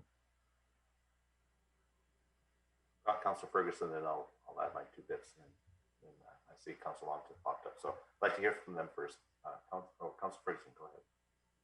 Well, I think, you know, let's be honest. It being in municipal government, and this is an age-old problem, is dealing with the requests and inquiries from our citizens, or I guess it's just citizens, other communities, business community, development community. These are all things that we deal with on an ongoing basis. It varies from council to council and issue to issue. So I'm not sure what we can do other than try to have some going to the right party and the right people. That's the best I can come up with, but I know that's part of the life we live in. I'm sure you're aware of that, Gord, so that would be my only comment. Thank you. Councillor Long. Yeah, I tend to agree, and I'm just curious how this got on here. It's a good discussion, I suppose, but it is something that we have to live with. It's just part of the gig. But unless I've missed something in the conversation, is there really some kind of action that we're going to be able to successfully put it? We'll probably get all kinds of letters and inquiries about trying to do something about it. what can you do about it? It's just the way the world is these days. It's just very easy to send an email. But you know, I think we could adjust some policies. I've seen emails that don't seem to have any names or addresses or you know, any kind of authentication, let's say. But can staff talk a bit more about what they would like to, or where they see the issue maybe is? But thank you. I think it's helpful because I can see the confusion. So I'll use a scenario that's hopefully helpful and take a couple of the illustrations. So I think I mentioned we were hoping to have some discussion on the Horn Pit housing matter. So let's assume that that's targeted for February the 9th, but let's assume that there's still some work to do on that. And next week, we all of a sudden, we have 5 or 6 inquiries about potholes. And I'm just going to take a fabricated one, which happens to be the old Yale Road in Murrayville, that needs a complete review because of the number of them and a reflection on the fact of where it is, its status, the previous studies, the historical work that's been done, some requests to actually answer those inquiries. I guess where staff are confused is in that case, if there's 4 or 5, a number of council members saying, oh, this inquiry's come in, please respond, and please respond quickly. And it's going to be the engineering department that is doing both. I'm just picking on them as an example. We're truly unclear, given the volume and depth, whether or not we then say, oh, we'll push Horn Pit housing back a couple weeks or the next meeting so we can deal with that. And that's the ongoing debate. There's a bit of a lack of clarity in terms of the timing and depth of response to some of the inquiries that are coming on versus the other priorities of council. If council says, oh, that's not really a priority and that falls down to being something else, then the heads up is going to be, well, then we'll make sure in this illustration that for the 8th, we'll have the Horn Pit housing discussion, but the people that are working on that won't get back to the council, to the residents who are expressing their concern for a couple of weeks, which means you'll probably see increased communications from them a second or third time, in which case we would have to fall to you to say, sorry, we're aware of your communication, but staff have been are dealing with other issues or something like that. That's the conundrum we also always find ourselves in. When it's low volume or very simple, very easy to do. But as we're articulating or trying to articulate, when it's fairly complicated and can involve very in-depth matters, and I use climate change as being one of them in relation to overpass or interchange, you can see how that can quickly evolve into something far more grand. Your Worship, I think we're perhaps, my sense is, first of all, this was an added item. It wasn't discussed. If I've got it right, I think what Mr. Backen's speaking to is these priorities fit within a box. And one of the pressures, of which we'll discuss, there's 6 others, the nature of complaints, inquiries, etc., contains that box. So I'm not really sure if we're talking about truly a council strategic priority or a discussion around the level of service that we wish to provide when we get inquiries. I think those are, they're kind of 2 different topics. So I think we need to perhaps to kind of, otherwise we could go on maybe for another hour. Maybe what we need first, as we've done with so many other items, is we need to have something come from management, just like we want from the library or Metro Water, and say, hey, staff, bring us something, and then we can kind of maybe take a look at whether a policy or the discussion was good enough. I'm just trying to kind of, I guess, try and move us on here. No, I think you're heading in the right direction. Where I see the issue here is a specific issue will come up in the community, and there'll be 1 or 2 people who are writing constantly. We have very senior staff, director level, spending many, many hours responding to them, and then re-responding with the same information.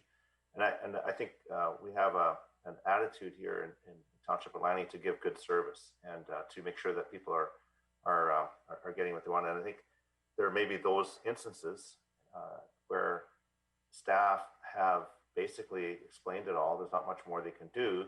And a policy would give them that council backing. The council needs to support we need to support our staff in what they're doing. that they don't feel like they have to continually repeat for these repeat offenders, not offenders, but they get the information and they ask the information again in a different way, and it's the same information. Council's made decisions, and it's tough for staff to continually answer these questions. So it's challenging because it's, I think Councilor Richter nailed it. There's the political aspect to some of these, and yet we also have to be responsible on how we use our resources and not using up so much senior staff or any staff time to continually go back and forth. So I think you're on the right track. If staff could come back with a report that would give council something to look at as far as best practices in other communities, what they see we could do, and then council can have a policy protocol in place that staff can rely on, and that we back them up. And certainly council's always there to make changes and look at individual requests and bring that to staff, but more of a structured policy, I think, is maybe the way to go on, if I'm hearing you correctly. But I see it all the time. Great responses, senior staff writing them, spending a long time doing it, and it takes time and money. I'll go to Councillor Whitmarsh and Councillor Richter, and then I think, as he said, we could move on with some sort of solution. Councillor Whitmarsh.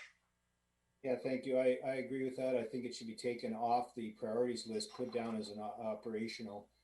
I do think this is a really important thing. I'm not sure I'd classify it as a priority of council, but it is very important because we end up having senior staff dealing with the urgency of the now, as opposed to the importance of priorities and vision.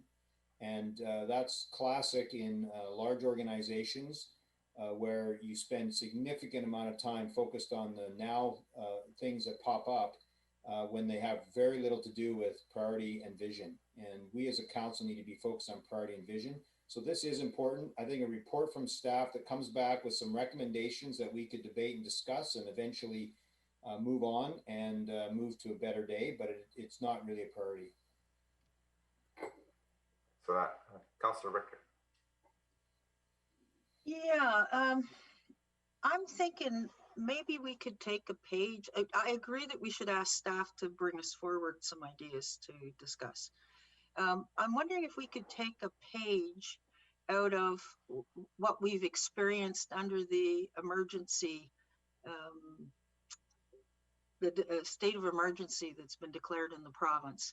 Because under this particular state, everything has to get funneled to the EOC. And then the EOC parcels it out to wherever it has to go. I can see how Mr. Backen and Mr. Safey in particular, those two, would be spending a lot of time, because when emails come to me, I just fire them off to them and say, can you please advise on this? Maybe what I should be doing is, instead of firing it off at them, firing it off to the central clearinghouse to go through these. So it's almost like we need a central clearinghouse.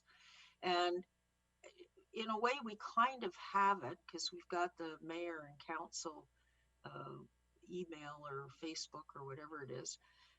But maybe it's a matter of training council too. When something comes in, don't automatically fire it to Mr. Backen and Mr. Safey. I do, because, well, Mr. Backen's the only employee we really have, so I need to send it to the only employee I have.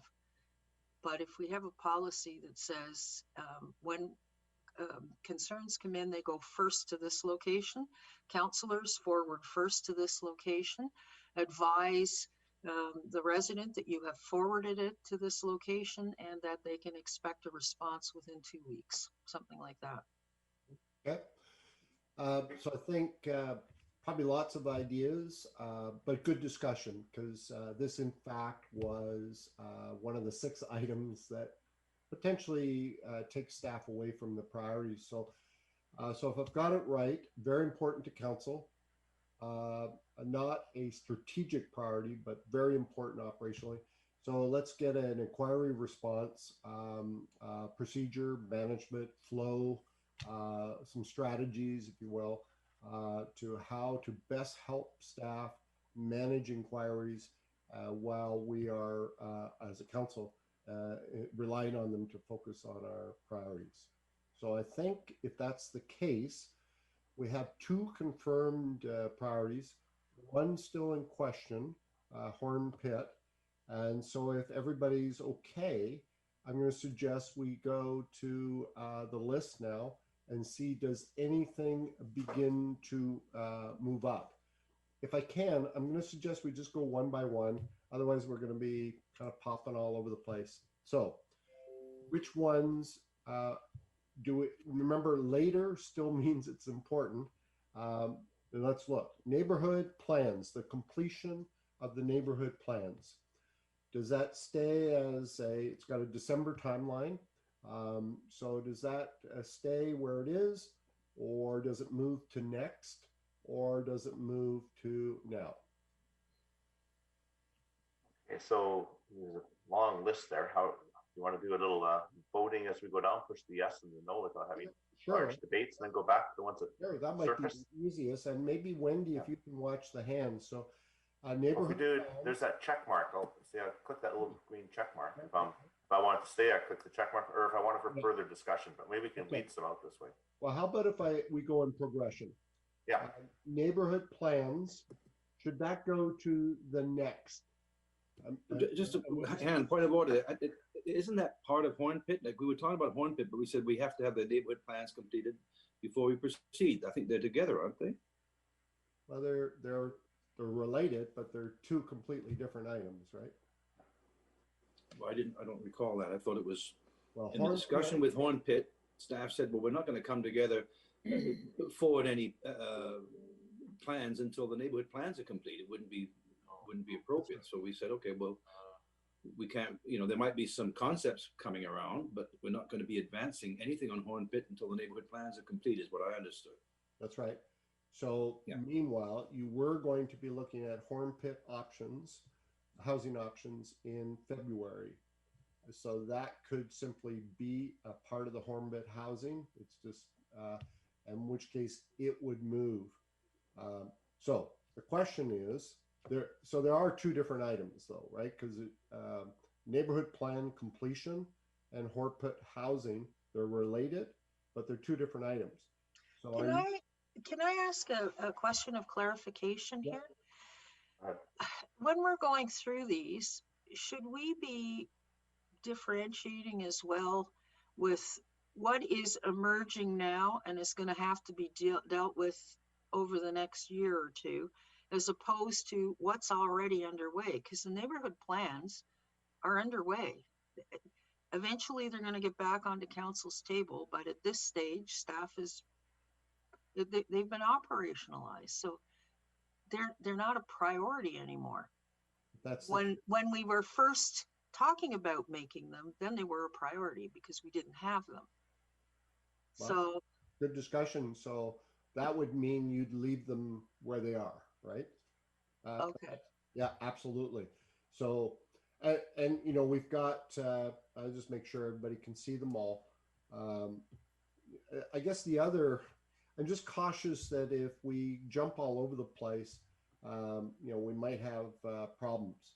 So if we said Horn Pit housing, notwithstanding looking at the options, is a next item. Like next would be, now is right now, as you said, we've got to be dealing with it. We're dealing with it.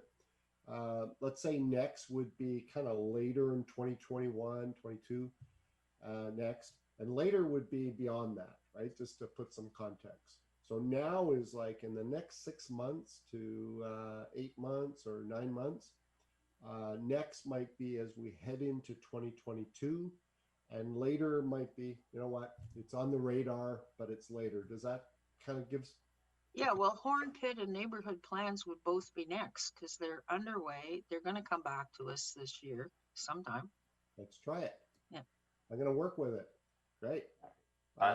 Councilor Ferguson, did you? I don't want to. Well, I just want to continue with what's already been said. The fact is, if you want to go one at a time or in a group, the neighborhood plans are ongoing. Some things are ongoing, and they could all be next. So the point is, I'm not sure how you want to address it, Mr. Mayor, but I think it's important to stay on focus. Yes. Okay. Yeah, great. I'm gonna let Dr. McIntosh. So I've got two next items. The Hornbid housing, notwithstanding get an options report, is next because it's happening. Neighborhood plans, completion happening. Now the future of farming, if you recall, that was a task force. And it's happening. And nothing will happen with that until it comes to you in December. Councilor Whitmarsh, you have a question? No, I was just gonna say, yeah, this is a later item. It'll be a 2022 priority, I think, for council because we'll have the report by then. Okay. So I'll keep moving. The housing need assessment action plan.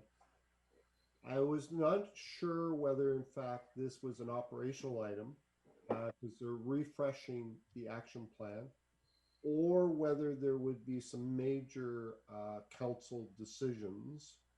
So first question is it operational? And maybe Mr. Selfie can give us some guidance there. If it's operational, I will take it off entirely.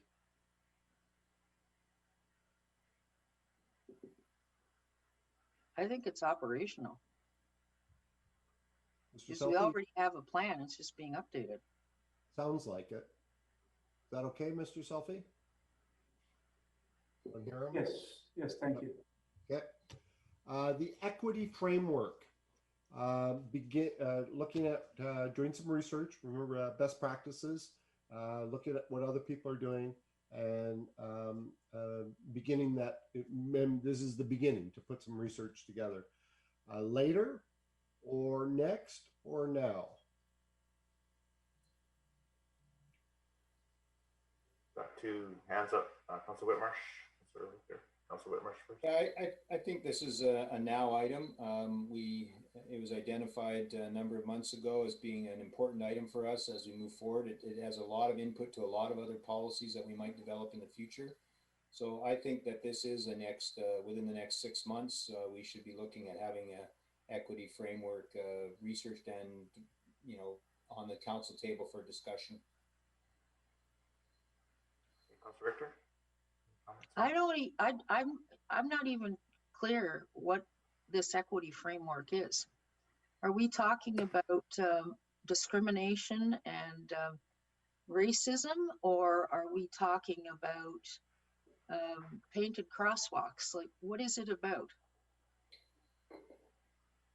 Exactly.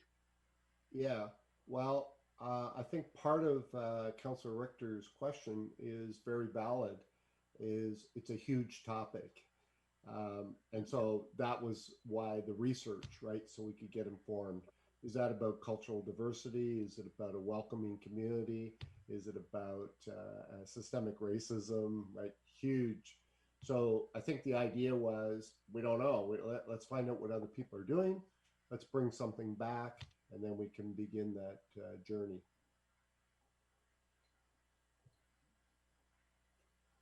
Councilor Long?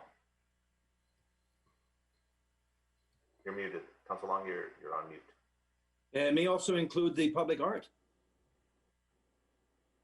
That framework. It is a very complex document, but I think the public art could be somehow connected, don't you think? Yeah, the thing is, a lot of them are connected, right? But when we connect so many things, they begin to be kind of mushy. So let's do one at a time. I'm moving equity at least to next, okay? And then we can move it up. How's that? Just kind of one block at a time. And then we can come back and do the now items. Township road network, looking at traffic hotspots. Now, next, or keep it where it is?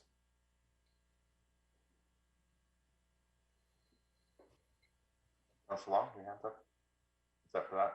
Oh, Councilor Whitmarsh. Yeah, I mean, this ties in. The next two items are, kind of related. One talks about road network across the entire township and hotspots, and then the second one, Willoughby Roads, is basically narrowing it down into one specific area. And I think roads are critical. It is important for us, and lots of different opinions on how that will happen across council, but this is not an item that we should be shelving. I think this is an item that we need to continue to discuss and continue to look at ways to improve the various roads that have problems. And there's debate on this council as to which roads have problems. But I would for sure put both of those together, at least in the next category, and maybe even in the now. I think traffic flow in our community is a priority for us to discuss, and it's probably going to take more than a few months, but it is a priority for me. That and the Willoughby roads is part of it. They're kind of the same thing when one's just a narrower part of the overall. Well, and I'll just move them as the conversation goes, and perhaps the Willoughby Road itself was in the capital budget. And so I've moved Township Road, and Willoughby is there. So we've got some more hands there, Your Worship. Yep, Councillor Richter. Well, Willoughby Roads was an election issue, and we've basically done nothing with it for 2 years. And we're going to be heading into another election cycle a year from now. If we've still done nothing with it, it's going to be another election issue. So I would think that the Willoughby Roads is in the yellow box. Okay. So I'll take one step at a time. I'm at least getting out of the later. How's that? And Okay. Okay. And then we'll go from next. Okay. So I have moved it. So if we're having a heated agreement to moving it up, so let's see what we've got. Go on to the list. Councillor Long. Yeah. Yeah, it was an election issue. I said leave them alone, and I got elected pretty well. So it may be, what do you mean it's an election issue? All roads are an issue, always have been. They're highly underfunded. And so it's a matter of money. So I guess whether it's Willoughby roads, Township roads, or any road, we haven't even 4-lane Fraser Highway yet. So there's never enough money in the budget to take care of the many kilometers of roads that we have. So it's a tough one. But I don't think it's Willoughby roads, in my opinion, is on the, well, anyway, you've heard me say it. I didn't campaign on fixing the roads. Thank you. Because all it requires is money, which we only have so much. Your Worship, if I can, let's be very clear what this is. This is not a capital budget item. This is Township Road Network identifying priority hotspots. So that's a policy strategic initiative, right? That's what that one is. Just so that's a staff job. We council, we can. Sure. Well, you know, somebody says, "Hey, my road's more important than your road." We can certainly say that, but it's not appropriate. Staff know what the needs are, and they have a work program, and we just have to fund it, right? Okay.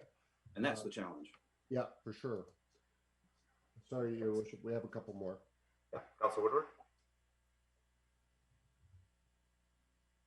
Yes, so I might be the contrarian on this one. I mean, what I don't want to do is just take up a slot that could be used for something else. There's only 4. I guess we can create an unlimited number of nows, but I don't want to put it on there just so we can talk about it and just so we can say it's on there and then not do anything with it. I mean, maybe some want to do that, but I would rather actually put it on there only if there's the intent to do something about it. That's more than talking about it. So I think it's important to identify exactly what it is. Mr. McIntosh, you've been trying to do that. I still don't really know what it means by Willoughby Road's priority. I don't really know what this is. Like, are we going to do what? Design all the roads? No, I don't even know what it is. So we're going to talk about Willoughby Roads. Well, so again, I just think maybe before I comment further, we can get a definition of it, because I think that's what we ran into last time. There might have been expectations about what this meant, and maybe it meant 9 different things to 9 different people. And then we run into some issues around it. So there's definitely some disagreements around, what's gone on. Some of us did campaign on it and tried to get it done. And if there's not a majority to do it, then let's just acknowledge that.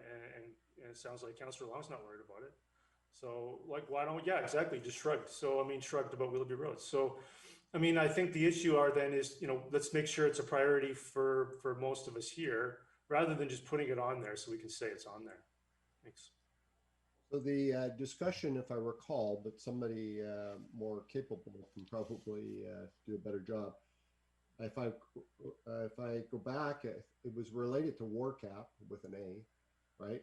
And it seemed like the discussion was, do we advance work before those funds are received? And I think that's why the funding options were there. Can I clarify that? I mean, I put my hand down and I'll stop if I'm told to stop. But No, go ahead. You've got the floor. Yeah, so that's, to me, I separate a funding mechanism from the priority of financing options and priorities. There's only one financing option, it's debt, and it's a matter of what facility is going to be used to service the debt. WARCAP was created to service the debt. I mean, to be clear, Mr. McIntosh, it'll never have enough money in it to build a road, because the cost will go like this and the funds will go like this. So it's not designed to sit there for 20 years to then maybe build the road 25 years from now. That's not what it's designed for. So to clarify, I want to just clarify for your information, it's not about creating that program to then wait for it to have the money in it, because that won't be in my lifetime. So I think it's important to clarify exactly what that was. We have that debt service instrument in place, but if no one's going to use it, then there's no need to have this as a priority item, and we can just kick that to the next council. Right. Thank you. Just to clarify, well, Councilor Woodward is there. What I'm hearing is that it did come to council. It was, I don't think it'll ever, I can say it's going to be gone. It might be later, something happens. But at this point in time, I think what Councilor Woodward is saying, it did come to council. It was, I forget, it wasn't dealt with. It didn't pass for this at this moment. So I think Councilor Woodward has a point there that the Willoughby Roads financing options, which was put on hold. So maybe that's a next and stays on a next, or it's a later, but I don't think it disappears. I don't know if I captured what Councilor Woodward was saying. I mean, Mr. Mayor, just to add before we move on, I would agree. I think it's fine if people want to continue to consider it. But my main point at the beginning was I don't want to take away one of those 5 yellows for the sake of something that I think we're not really doing, at least this year. I hear you. Thanks. Good point. Councilor Ferguson. Well, yes, I agree with what both Councillor Richter and Councillor Woodward have said. Well, I guess we need a clear definition, and maybe it can fit in yellow, maybe not, but we need to discuss the future of how we deal with roads and how we fund roads, and they're not easy, and that funding mechanisms are not easy. Of course, we rely on folks that are, as you've said yourself, Mr. Mayor, development permits and building permits are up, and so is the interest in the market. And as people build their projects, so do the roads. But there's still a number of other things that can be done in the meantime, where we can help out with the phasing in of those 3 segments I talked about, the ones that up to 80th, and then from 80th down to 72nd, and then 72nd down further. I mean, there's different ways of looking at it. We need to discuss that, continue discussing. I don't like the word election thing. I mean, the thing is, we've got to move forward with things that are important and move people in our community. That transit's not down there. I realize that, because it's not something we do, but it's something we think is important. So I still think it's important to discuss our roads. Right. So I've moved it to next. Sorry, we've got another councillor. Sorry. Hi. Yes, I think you should leave. I'll be really quick. I think you should just leave it at next. I just because, as pointed out, we got 5 issues there because I mean, traffic flow hotspots, they're gonna show up every year. Another hotspot shows up. They open up 216th here, and at rush hour twice a day, the traffic pulls right past my old heifer barn. Roads are something that the municipality has to be responsible for. But boy, we just don't have, you just can't tackle all those problems. And this election thing, I think it's really easy to say, yes, let's build those roads, and I think it's an easy election issue to get kind of tied up into. Anyhow, that's all. I keep it on next. Okay. Dr. McIntosh. Great, thank you. So the next one is a good discussion, by the way, everybody. So the next one was to do a property inventory regarding best uses, potential disposition. Mr. Backen reported that at this point, given everything else, nothing has been done about that. And so at this point, would that be a now, next, or later? Don't see any hands yet. So maybe it's in later. So, yeah, so if nobody's advancing it, it'll stay in later. Councilor Davis has a question. Yeah, this is another one that's tied into debt management, because if we in the next 2 or 3, whatever, in our next projects that we have on here that are, we're gonna maybe have to dig into selling a couple pieces of property, so we need that strategy. It would be nice to be able to just open the book, and if it's kept up and say, well, this piece of property, we're actually going to try to keep it for this piece of property, to get to know. And I know that's going to be really hard, but really the best uses of well, if we sell that one or we hold on to it long term, we got that one in the 30s, let's just hold on to it. It didn't cost. So I don't know if it's important to go with yellow, but I don't know if it should be later or not, because, asset, to me, it's kind of an asset thing. Anyhow, thank you. I've got Councilor Richter. Yeah, I think it should move to next. And the reason why I think it should move to next is because we have issues with the budget in terms of our property portfolio and the auditor's comments around that. We do have a lot of properties, but the question is, do we want to sell them? If we do want to sell them, I don't see it as pressing right now until we get the debt management business resolved. And part of our debt management may end up being selling some of the properties. I don't know. But it should be next. It's not a later, my opinion. Councilor Long? Yeah, I agree with that, and that tells me it should be a now. And there's some things, I guess, because we're in a public meeting, we can't really talk about everything, but there are some things that need to be talked about, and they were on Dr. McIntosh. They were on our list. We haven't had a closed session with you, but to me, if it's next, it's very soon. I would say sooner than later. We need to get a handle on it. Thanks for that. So now remember, when we still have our work to do. Once we've done the later, then we'll go to the next and see what goes up to now. So, okay. So the next one was community building. If you recall, that's maybe similar to, it was very broad.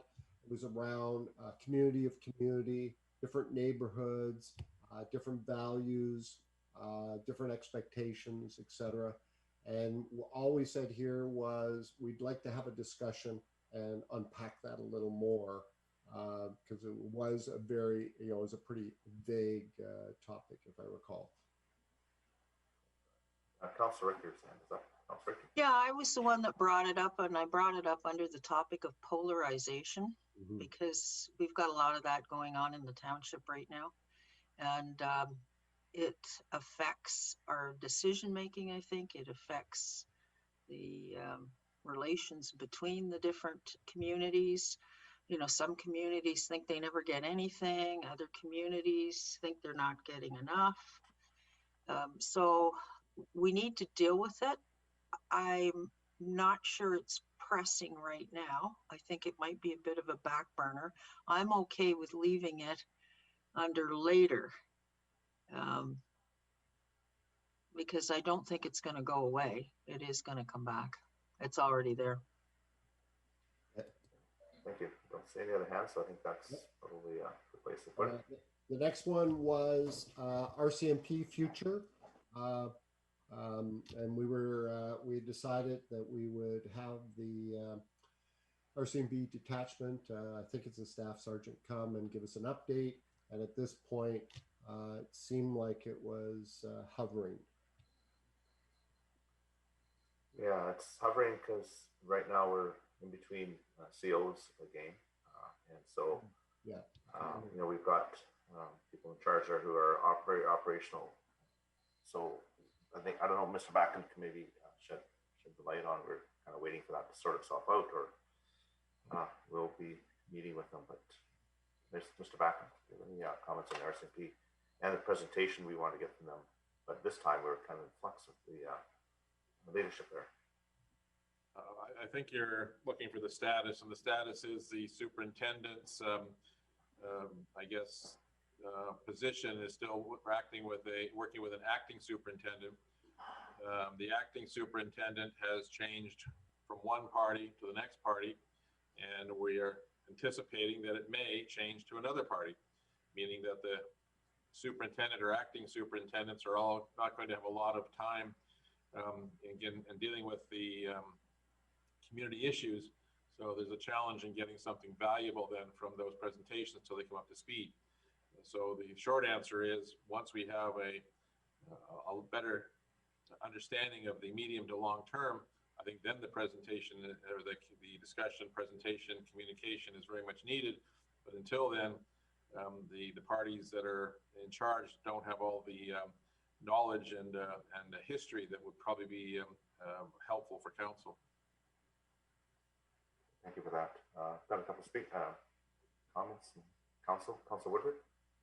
Yeah, just for Mr. McIntosh's benefit, and of course, if other members disagree, I would like that reworded to RCMP detachment future. I don't think there's any debate of, I don't want any misunderstanding that anybody here, at least I certainly am not talking about a city police force. So it's really in regards to facilities, capacity, the fact that we're growing and the city is not, certainly not in any comparable pace. And what that might look like. I'm perfectly fine to leave it as later. I think with COVID, this became, a nice to think about, not a need to think about. Leave it for others, but I'm fine leaving it where it is. Councilor Richter.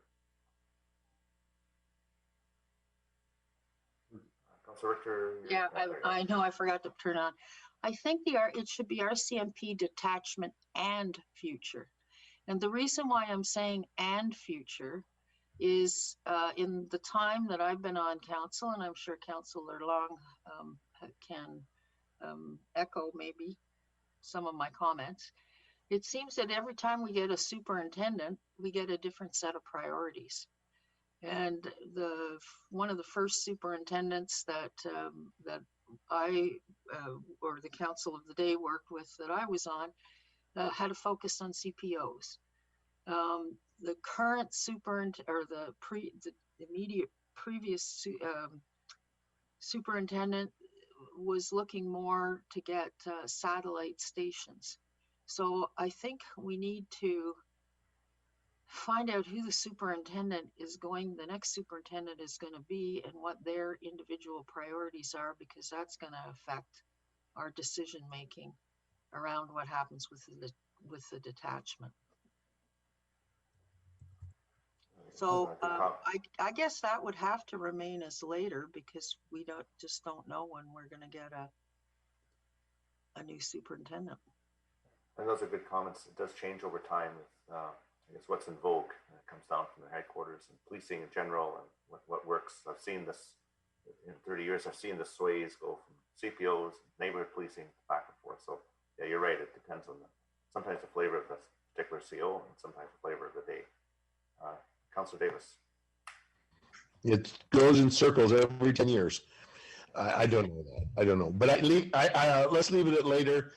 Not because it's not important. It's just, and I'm glad we changed the wording on the RCMP detachment, because the future of RCMP, all of a sudden, everyone will be thinking we're going to a different force. Yeah. So I would say later, not because it's not important. it's, every time the police come, they're not always the most, I got to watch what I say, but they seem to be able to do with what they have. A little more would be better because of safety, but, like they don't always want new boots and all that sort of stuff. So I suggest leave it later, important later. Thank you. That's a lot. Yeah, well, it's later because, as we said, we don't have certainty on the OIC. So I would say later with an asterisk, because once we get a new OIC, which will, I assume, will be sometime in the early future, I would hope, we'll need to have that discussion. Just as Councillor Richter said, and I do echo her comments, we can't expect the OIC to come and see us the first week that they're in their position, but very soon their philosophy needs to be shared with council, and we need to have a good discussion, which is what started the whole thing, was the future of our detachment and our partnership with the city. So that discussion needs to happen. I would put an asterisk, Doctor, if you could, saying later, but it's later. The trigger is going to be once the OIC is in place and has some time to, come and talk to council. I put an asterisk on both, the update, as you can see, and can put a little asterisk there as well. There we go. Okay. The next one, so I'm just kind of highlighting these as we go. The next one is service level, service policy / level. It should have actually been the other one, the way around, sorry. So looking at our service levels, this is not a service capacity. Remember 2 years ago, we did service capacity review. This would be, are we at the right levels, the right frequency, the right levels that is affordable and within our resources, and it was to review it. So we've now got service policy / level review. Now, next, or leave it as later. Maybe Mr. Backen could, because this is dealing with staffing and service levels, and so maybe Mr. Backen could provide some comments, and then I see Councilor Richter.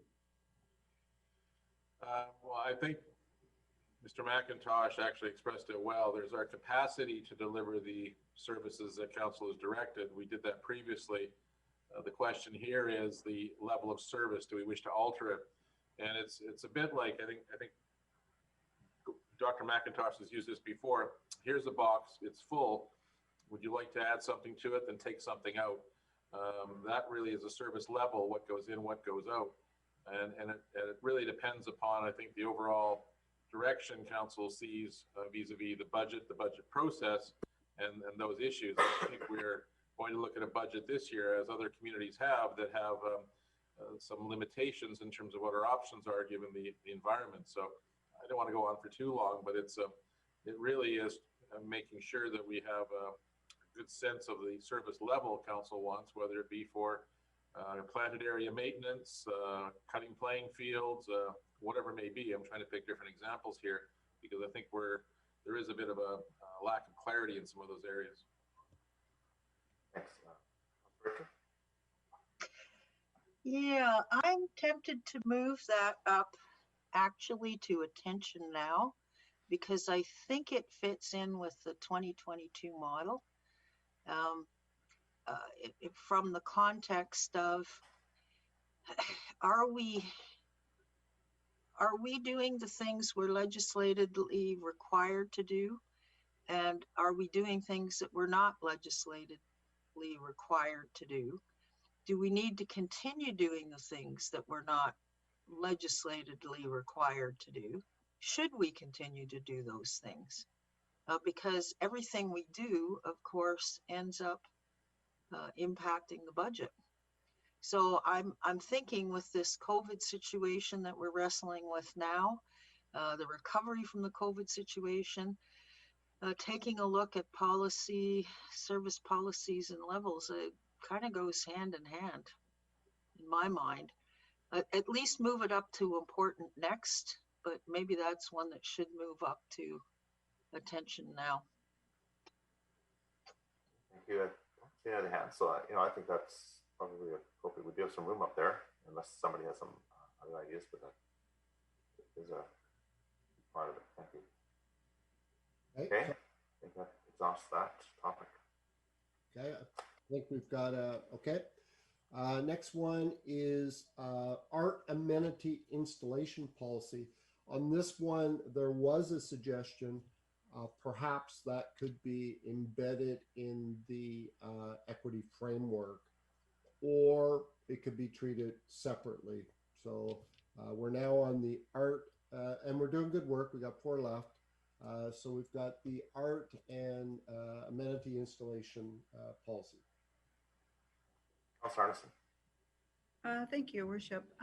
From my perspective, I think that while there might be some merit to consider the inclusion policy, but for me, they should be standalone items, not that they couldn't refer to each other in some kind of tangential way, but I don't personally see potentially a huge amount of overlap between these 2 policies. And if there were, I think you could take language from one and put it in the other, but to me, they're quite distinct from each other, because from my point of view, I didn't speak actually to the inclusion policy, but I think it should be rather broad and, discrimination in terms of employment and, many other things.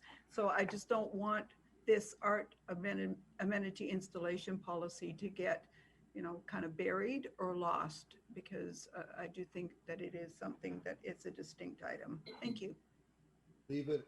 So was that a suggestion to leave it where it is, so it's on the list, or move it? I would actually put it on the important next. Thank you. Thank you. Davis. Thank you. We need 3 more things on here. We've got to have something to do. But I'm concerned about this. It seems like a very simple thing, but it's going to get us into trouble. If we don't, I just think it's an emotional, we need to get it so that we don't have to make decisions on the knee-jerk reactions. We have an art amenity installation policy on TOL owned lands, whether they're just TOL owned lands, or should they be on provincial lands going through our, should they be on railroad lands going through our, I think they got to be kind of, I think this is important to me. I would vote to put it on attention now, just because I think it's not that it's important, really super important, but I think that this is policy, and we need to, I feel we need to get it looked at, because it's going to be a problem. Well, it can be, Okay, thank you. Marsh. Yeah.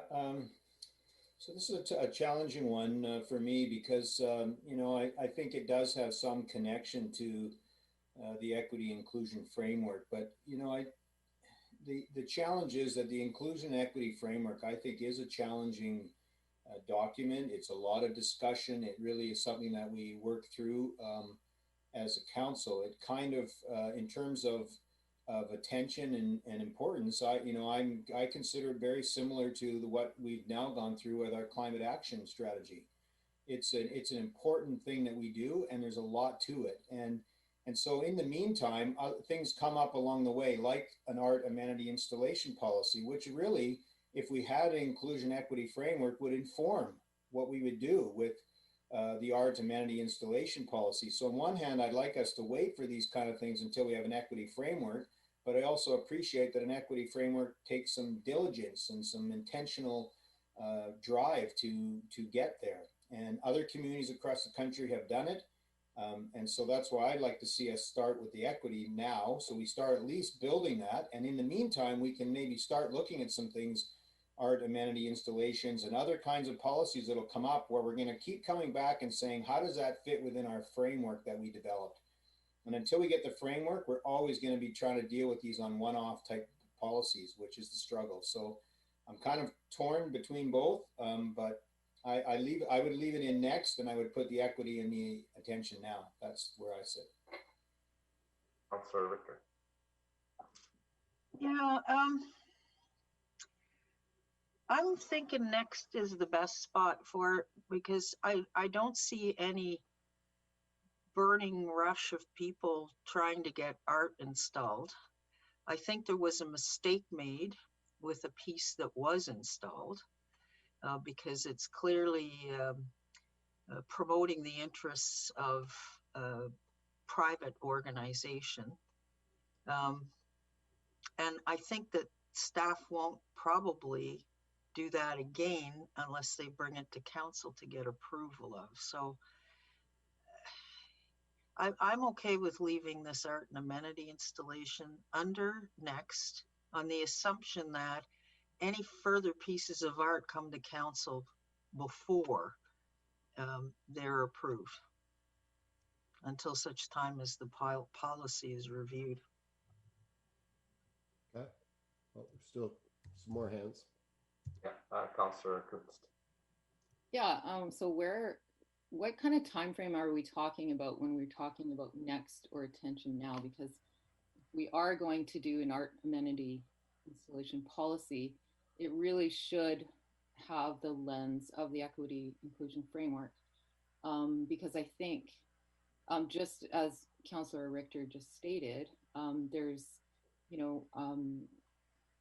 different views on how these things should be, put in place. So I don't know. I think the sooner we do that, the better. I don't know if we're too busy or if, but so I guess my question is, what is the timing of important next to attention now? Because I see July and April.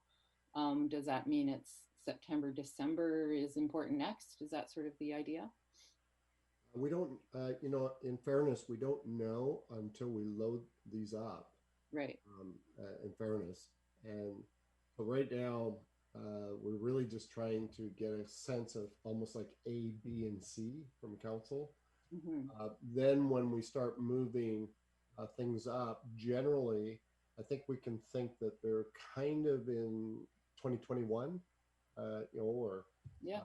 And then if some of them get done, for example, let's say debt management and the model was created for the budget, it would come off and then it would make room. Maybe the ASE district recommendation gets approved and it might move. So things can move, right? Right. That helps. Yeah. Okay. So I'm hearing next. Two more. Two more. Okay. Yeah. Councillor Long. Yeah, thank you. In the 20 years or more that we've never had, that I can recall, a presentation on our art policy. And we don't have very much art around the township. I think it was briefly discussed at the Heritage Advisory Committee, perhaps in terms of statues or something like that. But, and we haven't heard anything from staff in the last half an hour or so. So where is it on their program? And wherever it is, I think it needs to be advanced and come forward for a full discussion on our art policy that we don't really have. I mean, we have one, but we should have a discussion about it. Of course, best practices from other municipalities as well.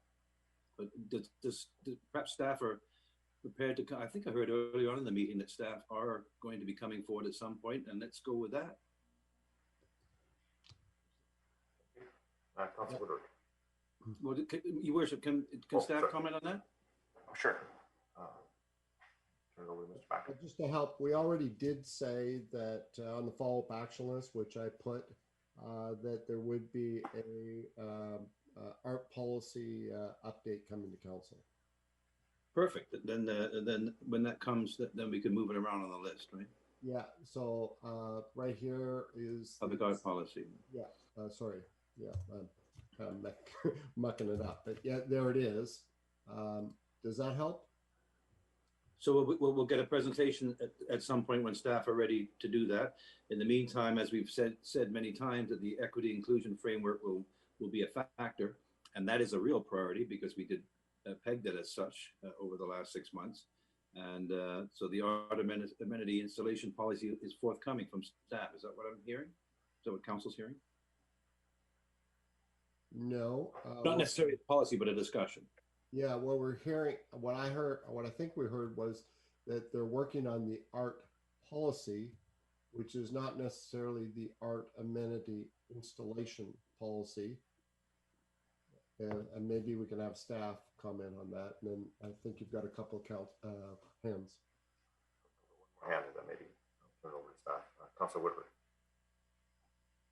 Yeah, I had a couple of questions through the staff. So again, I just wanted to highlight, I don't want to link the items. So I still don't really know what is it called again? Equity. I still don't know what that is. And from what I heard, I just wanted to get a clarification from staff. We don't have a motion to pursue that. I think we have a motion to discuss that and the possibility of proceeding with that. We're all talking like we're doing it. And I don't think that that's true. So I want to confirm with staff whether that's actually, there's a motion for staff to create that, or maybe I missed it. But I thought it was to discuss it at CPC. So I'd like to get that clarified because we're all talking about how it's underway. Comments? Your worship, Ms. Bauer, can you comment as to if that is underway, or is that something that this session is providing us with our priorities to, so it would only be undertaken if it became a priority? I don't think there was a resolution, but you know more than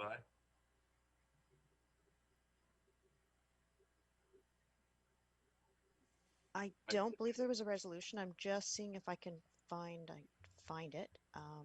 But I believe it was one of the things that was sent to discuss during Mr. McIntosh's presentation. So it's not at this point a priority. It was just forwarded to this meeting so that staff or so that council could decide if it would form one of our priorities. Okay, so that's good to clarify. So there's no resolution to council to go off and create this thing.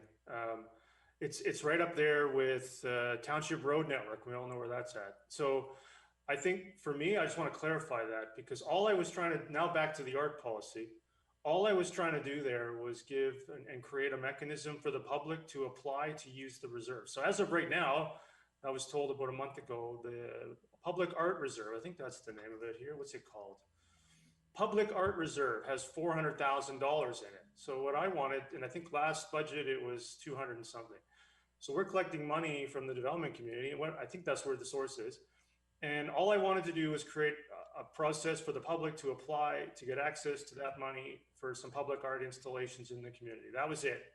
And here we are, we're sidetracked. I feel like it's been sidetracked a little bit here because that's a motion, from what I recall, that's a notice of motion to go back to staff to present us with a revised policy document to debate and adopt or reject, not sit around and wait now for some framework that I don't even know what this is. So I want that notice of motion to be followed up on and acted upon, not sidetracked with this framework. And that's good. That's good clarification. Yeah, get clear, because I would just like to confirm that's different than what we're talking about now, which is I think expanding into some kind of different policy initiative. I just want to get that clarified. Good. And yeah, I think we've got it that there are 3 separate items.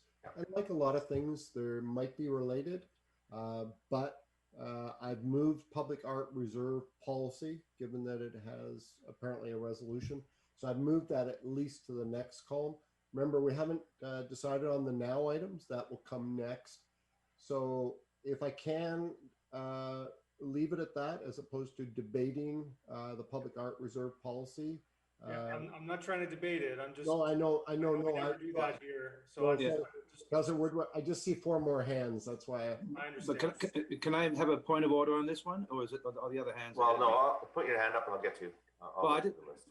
I just wanted to get, if they could circulate the resolution, because I'd like to see the resolution. Well, yeah, but we're really not at that level. It's just good to have clarification from Eric Woodward and what his intent was. We all have our intents when we put these things up. And that really helped clarify. So yeah, the difference is, Mr. Ray, I have a resolution passed by council. Yeah, that's fine. But today is kind of where this is going to fit, and resolutions have come before, some come after. But it certainly was good clarity, and I appreciate that. Okay. So, Councillor Whitmarsh, if Councillor Woodward is complete, Councillor Whitmarsh. Yeah, thank you. I appreciate that clarification from Councillor Woodward as well. I'm not trying to slow down this issue of public art reserve policy at all. The issue of the equity inclusion framework, I totally agree. Council has not decided that we're moving ahead with this framework. What the motion was originally was to ask staff to survey other communities, find out what other communities are doing, and report back to council so that we could begin the discussion of whether we wanted to do this or not.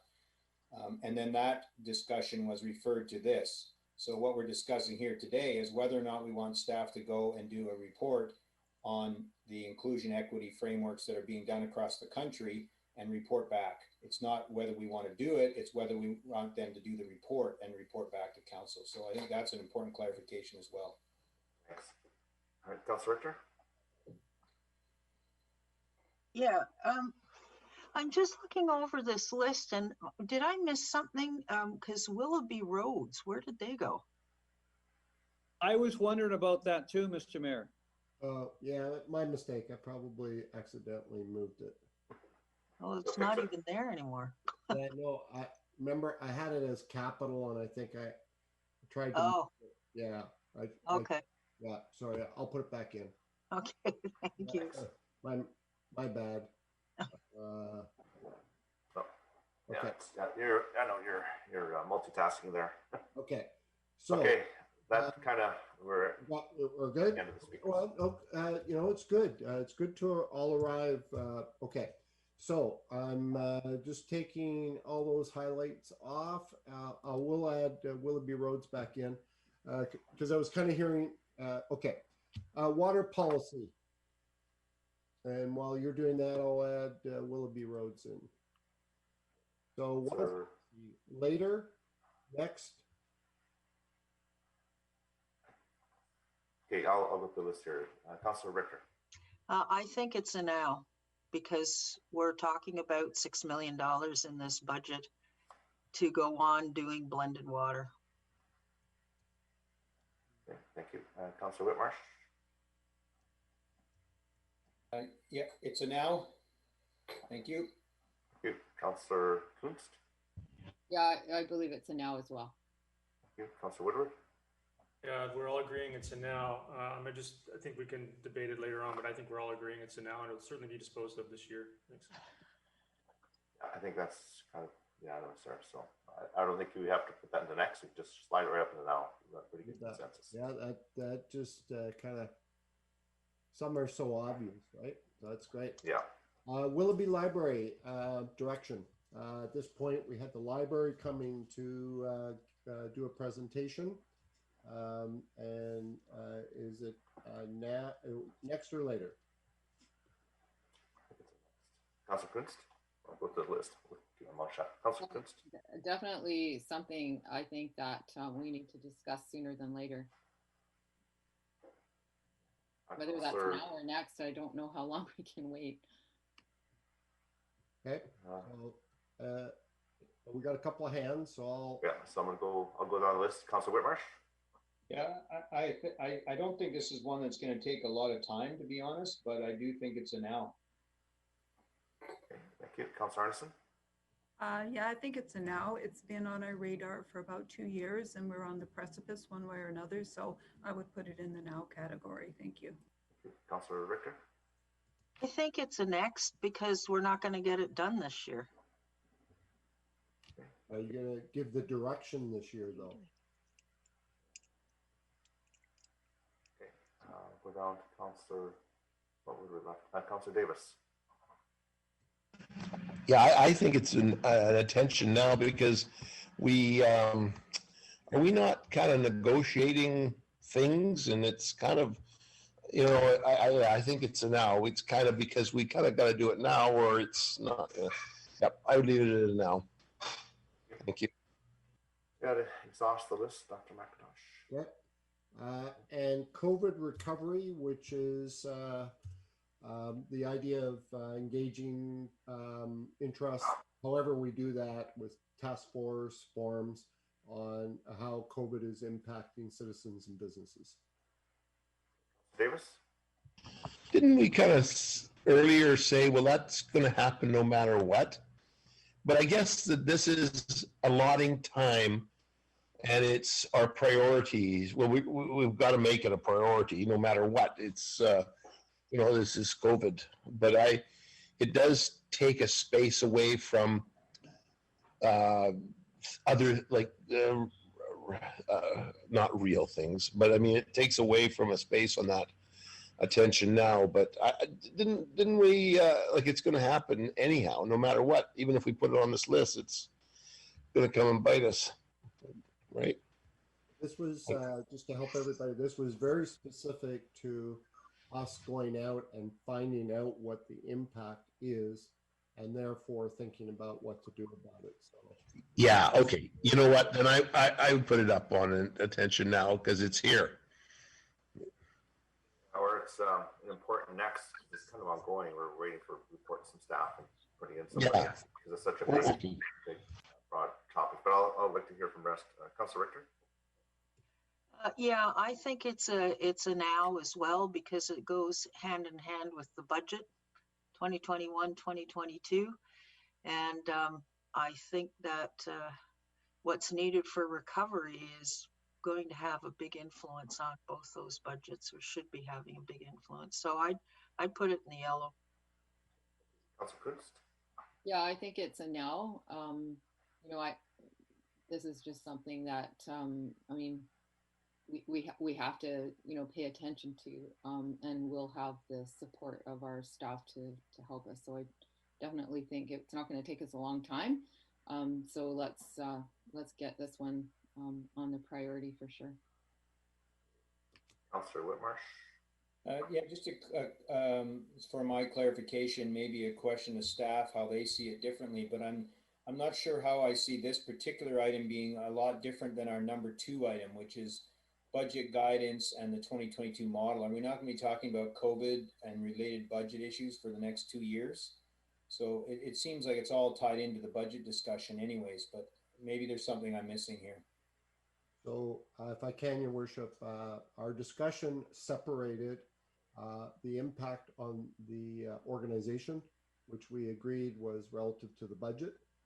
And we differentiated that from the impact it has on the community, i.e. the business community and citizens. So this part here, COVID recovery, differentiated impact analysis was how it was impacting citizens and the business. And then we said, well, then let's wait for the EDC COVID recovery update. So this was not related to the budget because we agreed that in the budget guidance, COVID would have to be dealt with, if that helps. Okay, thank you. Thank you. I'm putting in COVID. I had it in there and I took it out because I was ready. There we go. Well, I've got COVID in there now.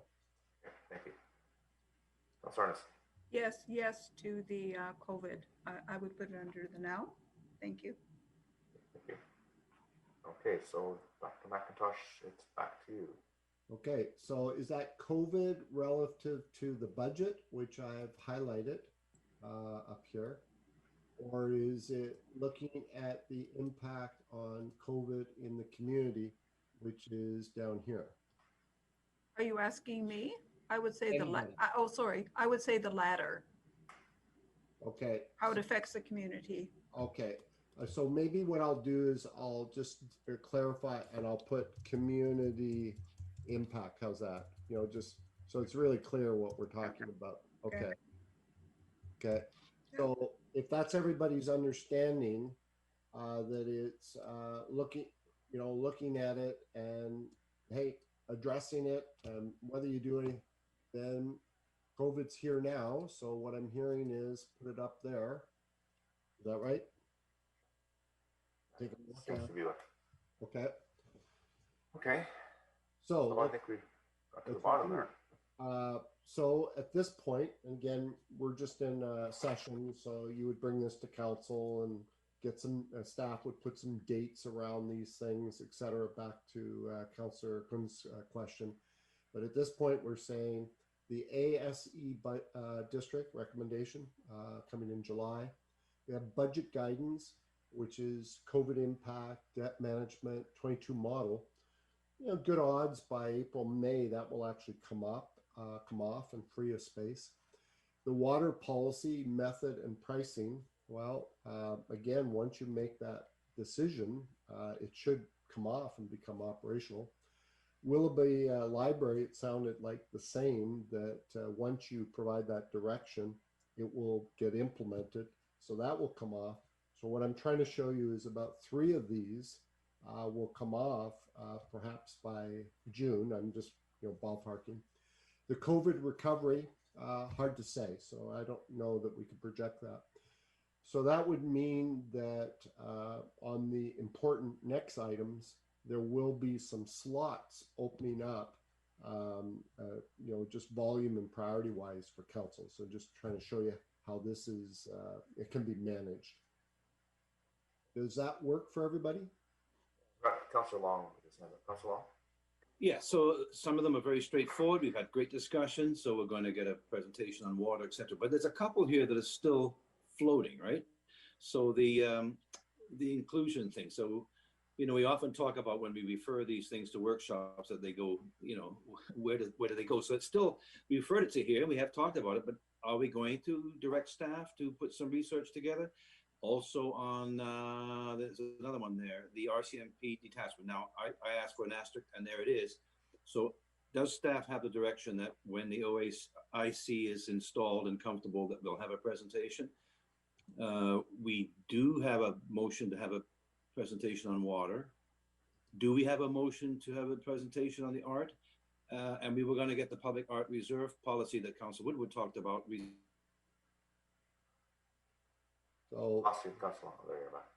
So just maybe, again, hopefully we can see these things. Councillor Long, we've lost you. Oh. Your lips are moving, hands are moving, but we don't hear you. Sorry. So it brings up a good question. I've highlighted, if I can then, Metro Water, there's the presentation. I've highlighted it. Yeah, that's good, yeah. Okay, and we've got the RCMP. I've highlighted it. There it is with an asterisk. Yeah, but we don't have a motion to have a presentation. We talked about it and referred it to this. So out of this, when you approve the, whenever you do that, you approve this chart, that will be your resolution to proceed. This is the enchilada. This is the whole piece.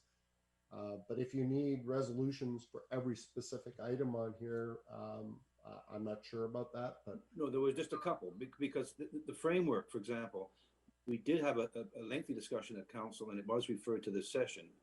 I now wonder why, but we put it on the list. That's great, but we still need to ask staff to go out and get us the best practices because that one, I do believe if council will agree, we said, well, let's research the world and see how these are because you need to have a document that is universally accepted, right? And so there are charter, all kinds of things. So, and then I heard from another councillor, in fairness, that we didn't give that directions because it was referred to here. So that's fine. In my mind, it's floating. Yep. So what we can do is, and I think this is what one of the things that staff were saying, can we give some order to the next item so that they can start thinking about these things? So if indeed it is important to council, equity inclusion framework can be put to the top of this list. And so we can order these a little bit if that's the will of council and would provide some direction for staff. So now we're moving beyond now and thinking about really, beyond June, if you will, what do we see coming up? So and we've got some hands, Your Worship. Yeah, so we'll go through the list and then, I would thought maybe staff can think about this. This is a meeting. We could make a motion that, these are our priorities and that once we have the list and then staff needs to go through them. My concern is that we leave here and without any direction, this just be like I heard floating, so here's a list and we make a motion that staff look at this list and start taking it off rather than, coming back with another motion. But it's just my thoughts. Maybe we can discuss it at the end. Councillor Whitmarsh and then Councillor Richter. Yeah, thank you, Your Worship. I was thinking maybe along the same lines on them, that we, have them on our list. We know what our priorities are. I like what we've done, the work that we've done here so far. I appreciate a couple of them will come off quickly and others will come in place. But if we don't have some kind of motion here today, and just using the equity inclusion as an example, then what would require is we'd require to come back to another council meeting and remake the motion, which was to ask staff to do a report, research and report this topic and bring it back to council. So we're either going to have to make that decision here today, or if we're not going to do it today and we want to wait, I'll bring it forward in another month or two when we've knocked off a couple items, and then I'll bring that motion forward again for council to consider. So either we do it like you say, that these are our ideas and we want staff to see this as a list and start working towards them, or we go one by one and we start making individual motions, which is, I'm not sure, the best use of our time today. Yeah, I totally agree to go on each one today, but we'll go through the list, and then maybe Mr. Backen can help us provide some direction, which would help staff. I don't want to do something that's too cumbersome for them. Councilor Richter. Thank you, Mr. Mayor. I disagree with equity and inclusion framework being at the top of next, and I disagree with it being at the top of next because we have not defined it. This whole equity inclusion thing came about as a result of a motion around rainbow crosswalks. If we're talking instead about looking at, do we have any forms of systemic racism or discrimination in our police force, in our hiring policies, etc., that's a completely different topic. And I don't think council has defined what exactly we are after in an equity and inclusion framework. And I think there are different perspectives on what's included or what should be included in this. I mean, if it's just no more rainbow crosswalks, yeah, we could do it very quickly, but I don't think that that's what this is about. I think what this is about, or should be about, is getting into discussions around systemic racism and discrimination that may exist within the services that the township offers. And that's huge. That's going to be a big piece of work. And I think what we need to do is to sit down and discuss this further to decide what we mean by it. And then after we've figured out what we mean by it, then talking to staff and saying to them, now, honestly, what is this going to mean in terms of your time commitment? Because for staff to start going through all their departments in search of systemic discrimination, that's a big work order right there. Mr. Davis?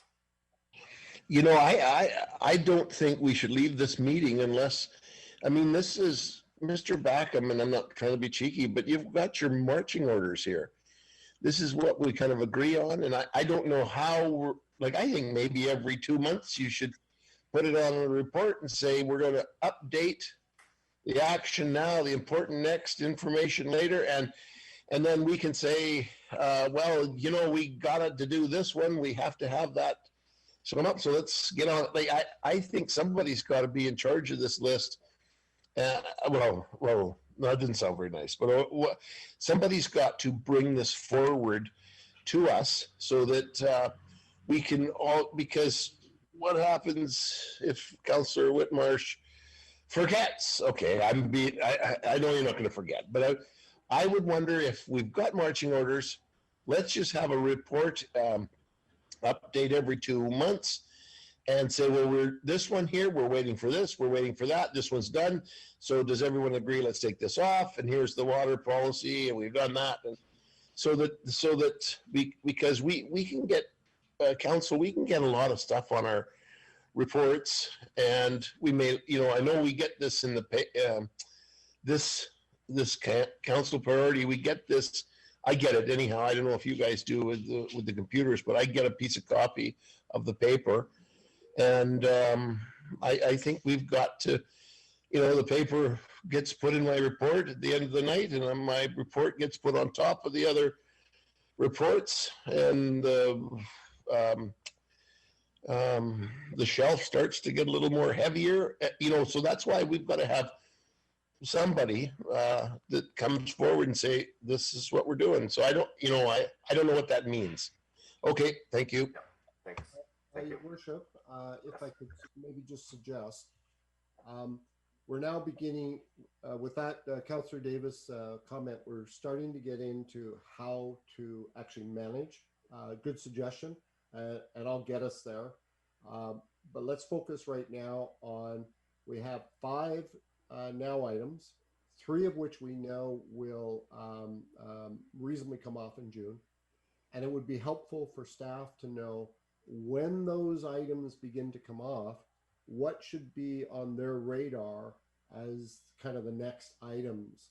So that's kind of what we're focused on. That's option 1. Option 2 is, you know what, they're all next items. And when a space frees up, then you will have that discussion and that motion. So you really have like 2 choices.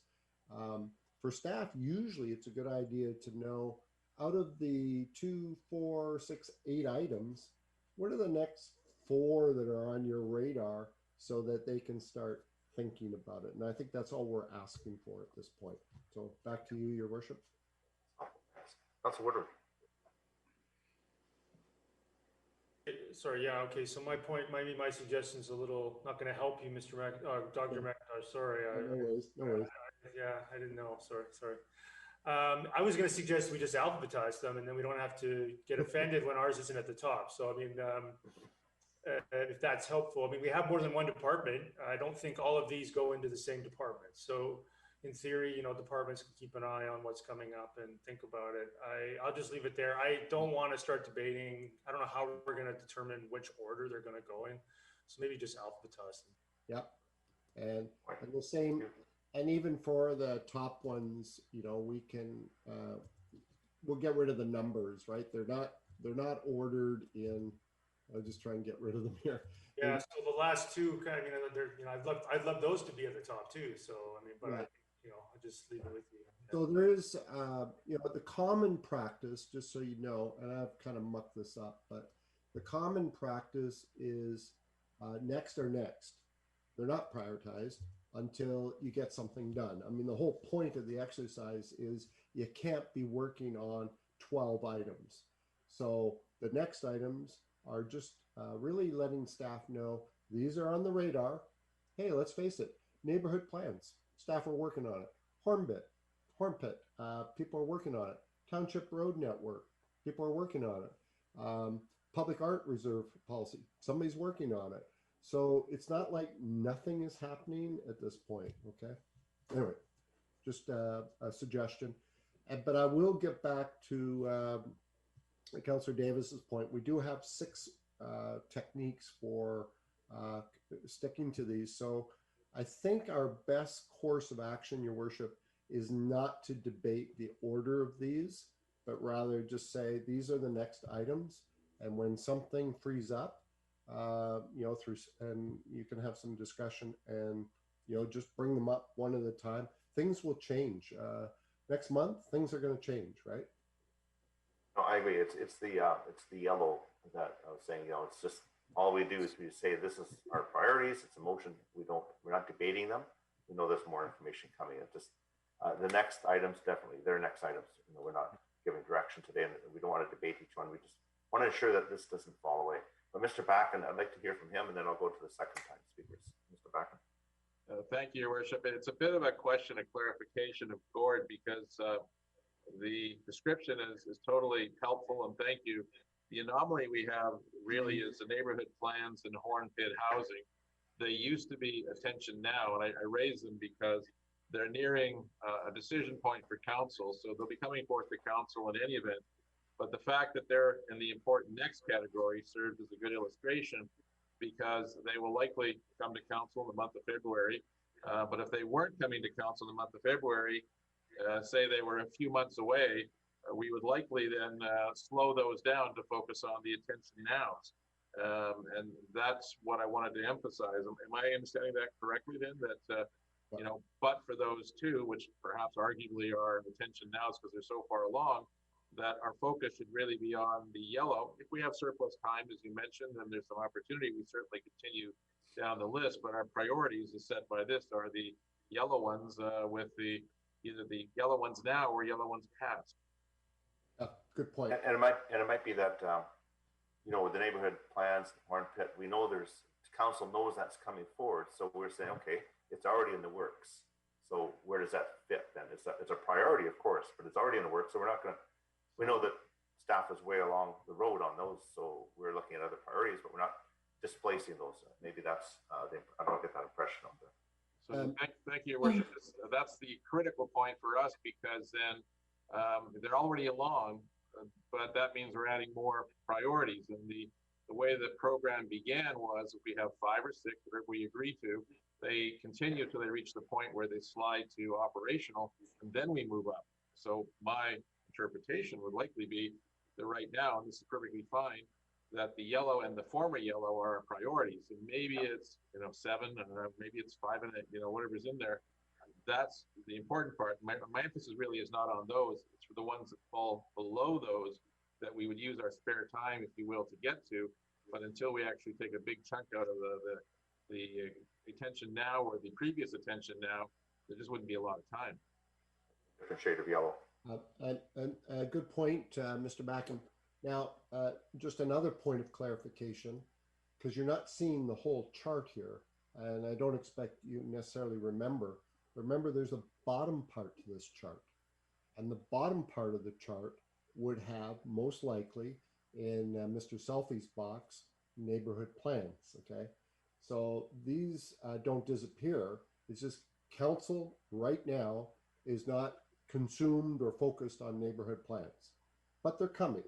And so they would show up in the bottom of the box operationally, same as Township Road Network. It doesn't mean nobody's working on it. It would show up on operational. And in fairness, you can't see that right now, but certainly Mr. Backen and I have chatted that we need to sit down with staff after you've said, hey, these are our now, next, later items and advocacy. We would complete the chart with showing you where these show up in the different departments. I'll go to Councilor Whitmarsh and Councilor Long. And yeah, I don't want to muddle it up more. We don't want to switch priorities on staff. They're already working on it. And I think you qualified that by saying where it is right now. I didn't want to switch priorities. And staff definitely know they have their work plan. Those priorities that we came up with before, they're working on, unless council really made a motion to change it. This motion we have today is to receive it. This is going to, that we have some, we agree on our discussions today, but we know that action has to come from motions of council, or when it comes to the work plan. Councilor Whitmarsh. Yeah, thank you. That's part of the, the challenge, and I agree with the words that have been spoken here, but part of the challenge is that some of these items on the next do have motions, and their staff is moving forward on them. There's been some motions around them, but some of the other ones don't have motions yet approved. They came here for discussion purposes, and at some point we need to have, some kind of motion that maybe, considers it. And, I agree that maybe we don't rank them. I don't think that's helpful. And I do think that Councillor Woodward did make a point about that some of these are managed by different departments in the township. And so, maybe some of them can be done at the same time as one to another. Back to the equity inclusion, I totally agree. We have not decided that we're going to have an equity inclusion framework. That wasn't the point of the motion. The motion never was that we have one. The motion was we're going to get information about what's going on out there so that we can start to consider whether we want one. City of Victoria, October 1st, 2020, adopted their inclusion policy. And it's a 4-page policy. So, they've adopted one. And many communities across the country are adopting it. We're one of the ones that's behind on it. So I'm just saying, let's get research and find out. We can decide not to have one. That can be totally fine. It's just a report, folks, just a report. Okay. Okay. We've got one more, and then yeah, please. Councilor Long. Yeah. So what we're missing here, folks, is that there are 4 motions that were referred to this meeting. And one of them was, and I don't know where this one is disappeared off the list, but it was a revitalization tax exemptions potentially for downtown Aldergrove.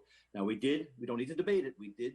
Staff did agree that we're going to recirculate a report and update it, but I don't see it on the list. But that was one motion that was referred from July the 13th.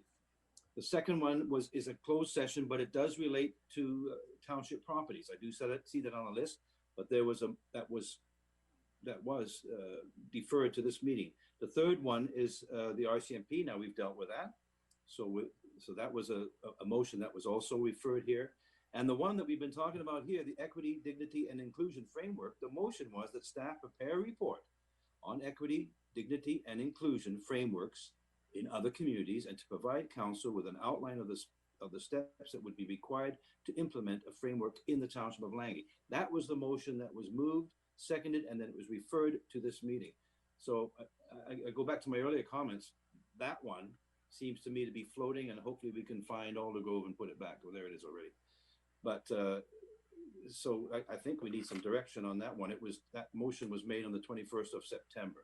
Equity, because I heard other discussions about, well, we're going to investigate whether we have racism and so forth in our departments, which is that is a huge topic. And but this motion here was quite clear. We prepare a report, and then that was referred. So. Okay. So I'll turn over to Dr. McIntosh for next steps. Sure. So every item, unless I've missed one, has been allocated. So Aldergrove downtown, we agreed to get a report and a refresh on that report.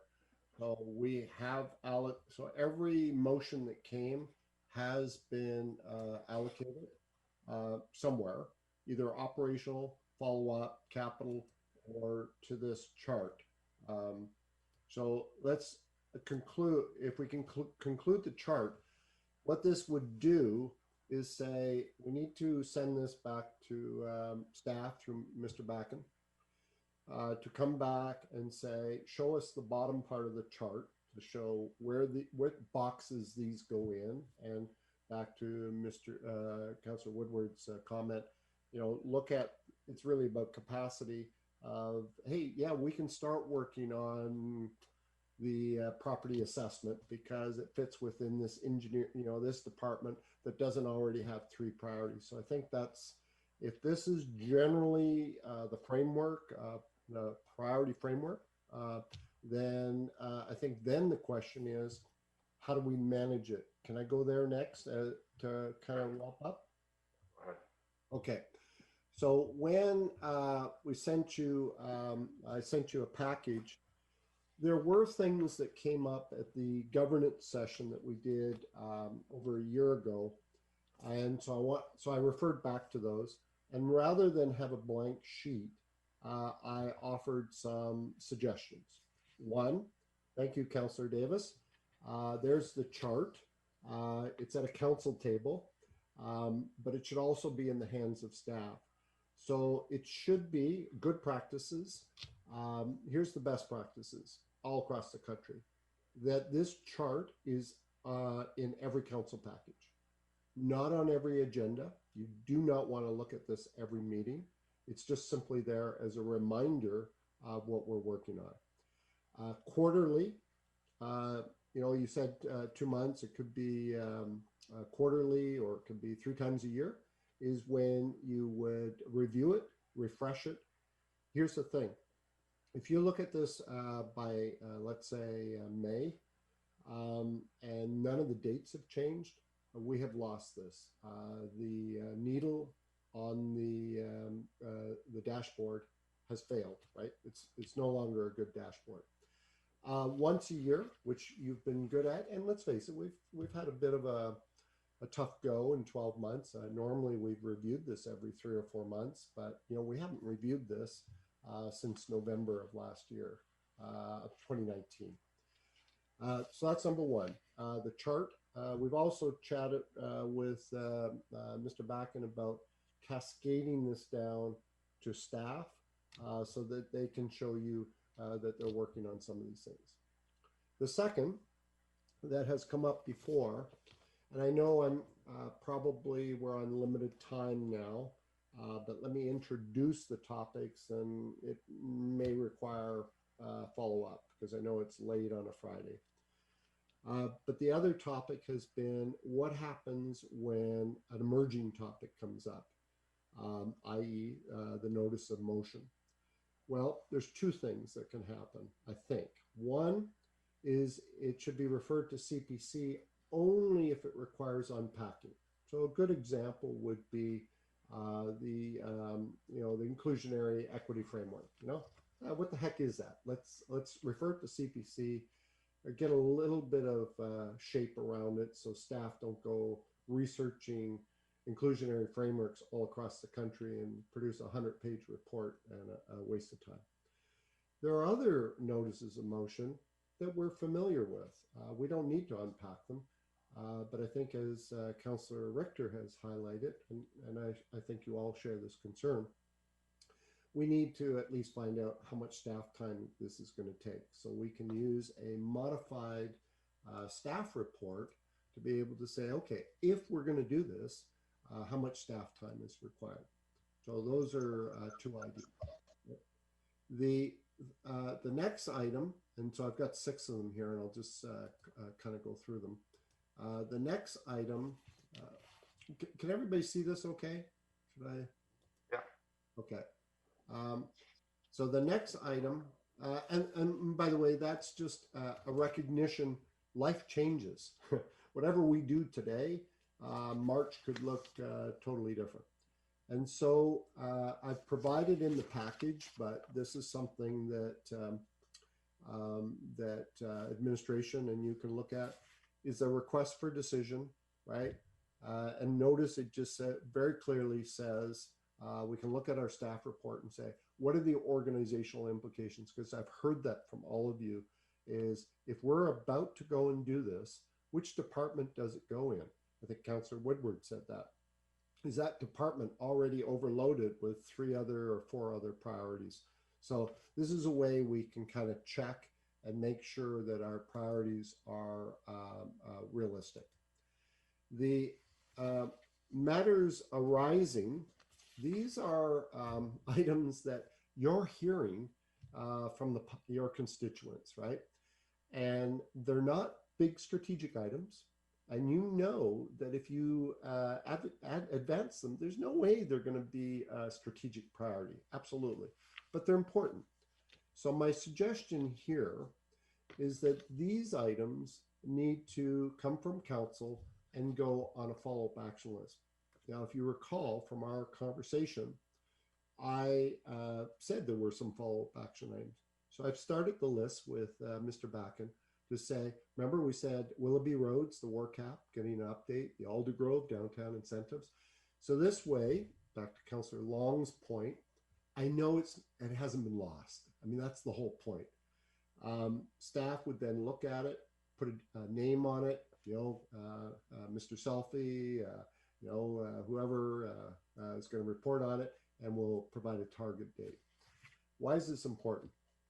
Well, I got to tell you that when you have your priorities chart, and then you begin to get a list that we're tracking now, and notice it's not a complicated management document. It's just a simple list.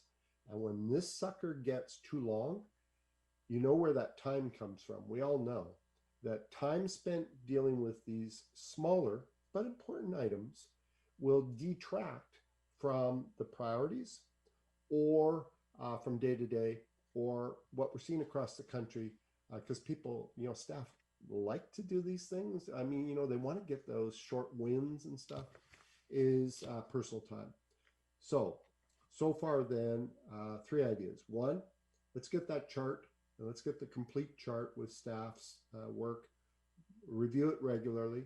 2, let's use some directional tools that when you bring a notice of motion, if it needs to be unpacked, how does it go? Number 2, if it doesn't need to be unpacked, but we just need to know what the implications are, let's do that. And if it's smaller, I don't want to say lesser important items. I know they're important to people, but the matters arising, let's initiate a follow-up action list with council resolution. We also have, sorry, I love this one, council requests. I'll get to public inquiries next. But perhaps we need to have clarity around council requests, just, you know, the protocols that we were talking about, public inquiries, how those get handled. As well, CPC meetings.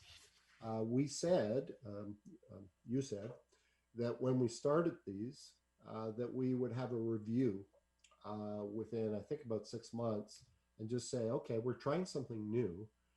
Is it working? And you know, and we all know, you go to a meeting and there's three, you know, if the meeting doesn't work well, then the next time we go to a meeting, we're thinking it's going to be as bad as the other one. So, suggestion, let's take some time. I'm happy to help. And take a look what's happening with CPC. I know you got a hit list that's that long. Maybe we even need to prioritize the items at CPC just for, even for discussion. So taking some time out to say, and by the way, all across the country, same things happening. Where do we have that values discussion, that clarity discussion without notices of motion, without big staff reports, and just get on the same page? We already handled this one, thanks to Mark, Mr. Backen, sorry, about how do we handle inquiries, the volume or the repetitive or vexatious, etc. I think we've already dealt with that to get some kind of administrative procedure that would be endorsed by council. And the reason that's important, not so much that it's a council policy, but that it's endorsed by administration. Because as soon as you put any, I know you want to be in the public service, but anytime you put any kind of controls over this, guess who they're going to phone? They're going to phone councillors.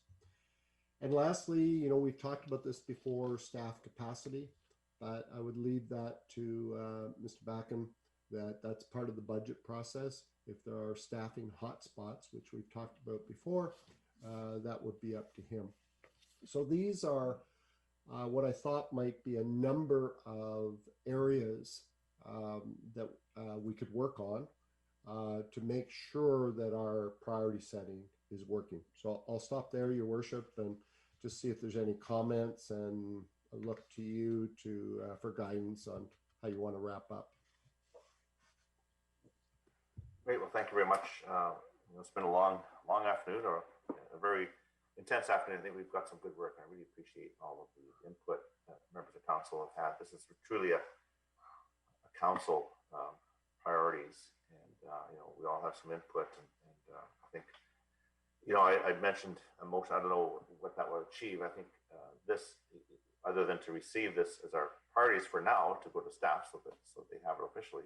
But really, I think those top 5 are important, and we know the next, and you explained it well, that the next are floating down in the operational and different departments, and we know those are coming back. We don't want to change priorities on staff midway through. That's not a good use of our resources. So,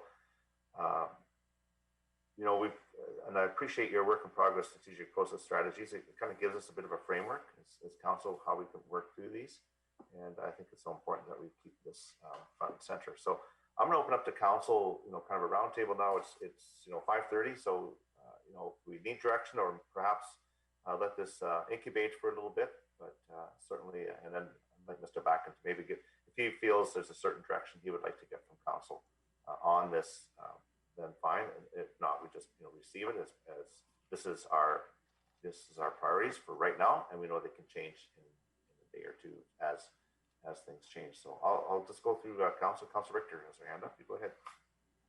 Okay. First of all, I like the way you summarize things. I think that there are some good ideas that come out of every session that we have with you, Dr. McIntosh, and I think that we do a lot of what you say, but sometimes what we do doesn't always work as well as maybe it should. And I go back to the CPC idea that I raised earlier.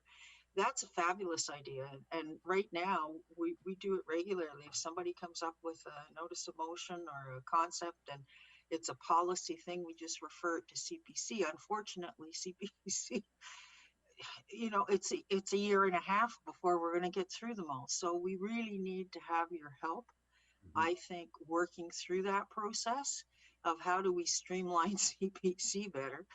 And I'd also like to request that that if it's possible, if you could come back and work with us again, maybe in 3 months' time, maybe by June, to see where we stand relative to this new set of priorities, and are we moving through them the way we should be.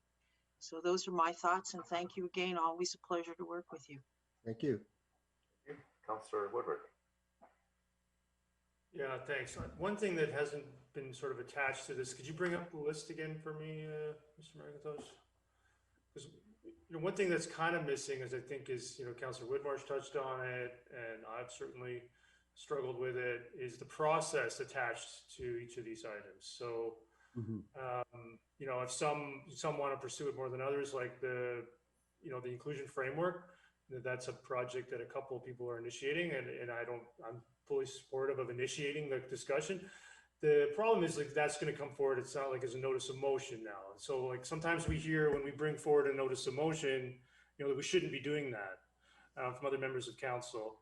And so I just want to clarify, like, we didn't really discuss, like, okay, what is the process going to be for some of these items? And I don't want to get stomped on. I don't want to get anybody upset, but the one that I'm going to bring up is the development processes. So there was, we put that on, at the very beginning of the term, and it's done through a process that the mayor has at his disposal. Some of it, there was no discussion around that particular process. And I just want to make sure that if we're going to do that again, or that kind of thing is going to happen, that there's at least some awareness of what the process is. Should I do notices of motion to pursue some of these, or should I not? Because I don't want to, I don't want to get criticized for doing that when it's the only facility that I have. And so again, bringing it up again, the process, and if some of us feel excluded from the process, how do you deal with that? When, in some cases, the item is going on sort of 2.5 years later, and in my opinion, hasn't accomplished very much. So how do we get to the point where the process is discussed around some of these items? Okay. Well, let's just feedback back to Councillor Woodward. And I don't know if Mr. Backen, whether you've updated people or maybe it's premature, but I think staff have looked at booking a time in April. So we could do 3 things that have come up. One is talk about process. By the way, each one of these items needs a work program behind it. So we've talked to Mr. Backen about doing that. The other was maybe some help with the budget model. And we could also unpack some of those CPC items, maybe try and help you get through that. So, so there was some idea of maybe not leaving it for another year and having that discussion, and we could add that certainly, Councillor Woodward. Yeah, and I would appreciate that. I mean, maybe we're not going to solve it here at 5:37 after discussing it. I just want to raise it because I didn't particularly like that very much. There's nothing I can do about it. So that other than complain, right? And then I'm called a complainer. So the thing is that I think it'd be helpful to talk about it and get it on the table and see if we can reach some consensus around potential processes. Because maybe a similar committee, a standing committee, or a mayor, whatever it's called, would be applicable for the inclusion framework. And if we can discuss that now, then maybe notices of motions aren't necessary, or there's not a debate around it. It just goes ahead. And I think that would be helpful to get that on the table. I'm going to echo the frustration around CPC. I don't really mention it anymore. Items are referred this there. Tom in the council meeting. Items are referred there, and they tend to might take a significant amount of time to get to them, and so in some cases that also generates some frustration because we don't view it as an effective process. So I'll just leave it there. Thanks. Your worship, just general commentary. I think initially staff were looking at the April session for the budget model, and certainly we could do an update, but we could certainly do, and it's not about building something, but maybe we don't leave that kind of discussion until April. We do it sooner than later. you. Those are all good comments. Certainly, always looking for a better way of doing things, and we're kind of limited to what we can do. We don't get together often enough. Municipal councils are, we're stuck in legislation that we just can't have those casual meetings. Everything has to be under the legislation. So having CPC committees, maybe get too much on that list, and it takes a long time to get to it. But I'm always looking for, council has better ways of doing things. But we are stuck in our legislation on how we do business, which I think hinders municipalities and councils. Not complaining, I'm just saying there's some realities, and how do we do a better job? This is a good start today. I mean, we've been doing this, and I think it's good to get this out. Councillor Long. Yeah, well, we're stuck in our own processes, I think, and I've heard that from many councillors, and I feel the frustration too, because perhaps because if you make a notice of motion, it's going to get referred to a CPC, and then the CPC if it comes back as a notice of motion, it's going to get referred again. So probably what we could have done, because they are the 4 motions that I was talking about that were in the original documentation for the first strategy session we had, they were referred to CPC, and maybe they should be deferred until after CPC. So in other words, it seems to me the motion was made at the time, which was back in September in the case of this inclusion framework. It seemed like we were keen to put it, to do something with it, but then it was referred to this session, and now where is it? It still floats in my mind. So perhaps it would have been better to have said, we'll defer it until after a CPC, at which time we can discuss it. Then it automatically comes back on the table at some point when staff brings it back to council and says, okay, what do you want to do with it now? It's no longer, you don't have to bring it back as a notice of motion, which is what Councillor Whitmarsh is saying. I hope that's not going to be the case.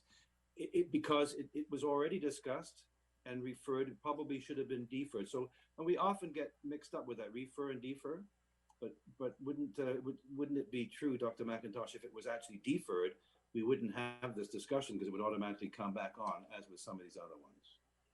Oh, good discussion, and not to try and solve it now, but I think the whole point is we spent 5 hours, let's say, trying to set our priorities, and we spent 5 minutes trying to figure out how to make it work, right? So probably more time would be really valuable to talk about all those different elements. And this is common all across the country, right? So point being, I'm taking notes. I'm sure Mr. Backen is, and I think be good to have a good discussion unpacking just the process. Look at the flow chart and look at how things get in and how they move, so we can diagnose it for sure. Councillor Davis.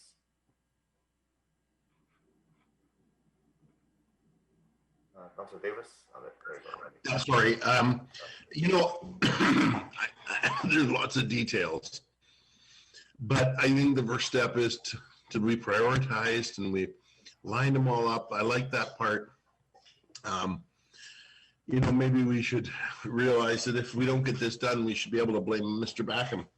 And no, I'm teasing.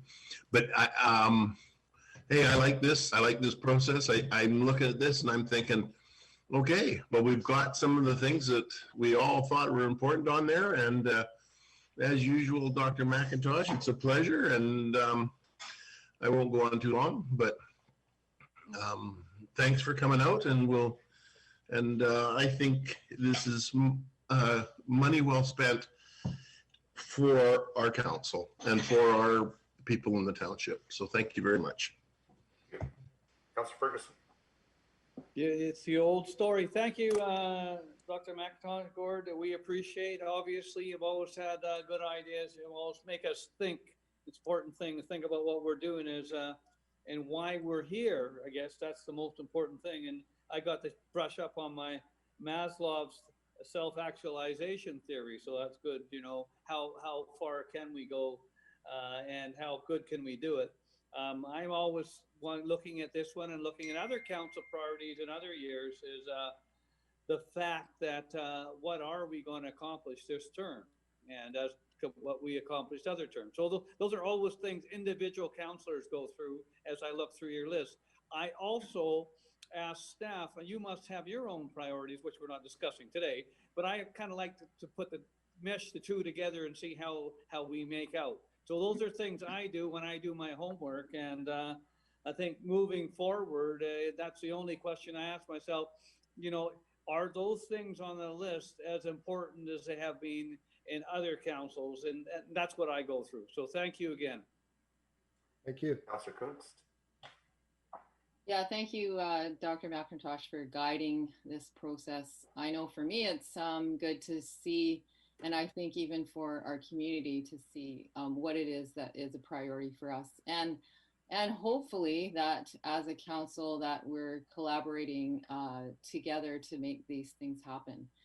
So thank you for helping this process. Thanks, Mayor. Thanks, Councillor Kunz. Councillor Whitmarsh. Yeah, I really appreciate the day today, Dr. McIntosh. It was really helpful. And certainly setting the priorities and looking at them the way we have today has been helpful for that. I agree with Councillor Woodward. I do think that implementation, how we make it happen, how we get ideas moving forward, and our procedures in doing that is really critical. And that to me is the next piece. We need to spend time on procedural issues and implementation issues for sure. But I appreciate the day. Thank you.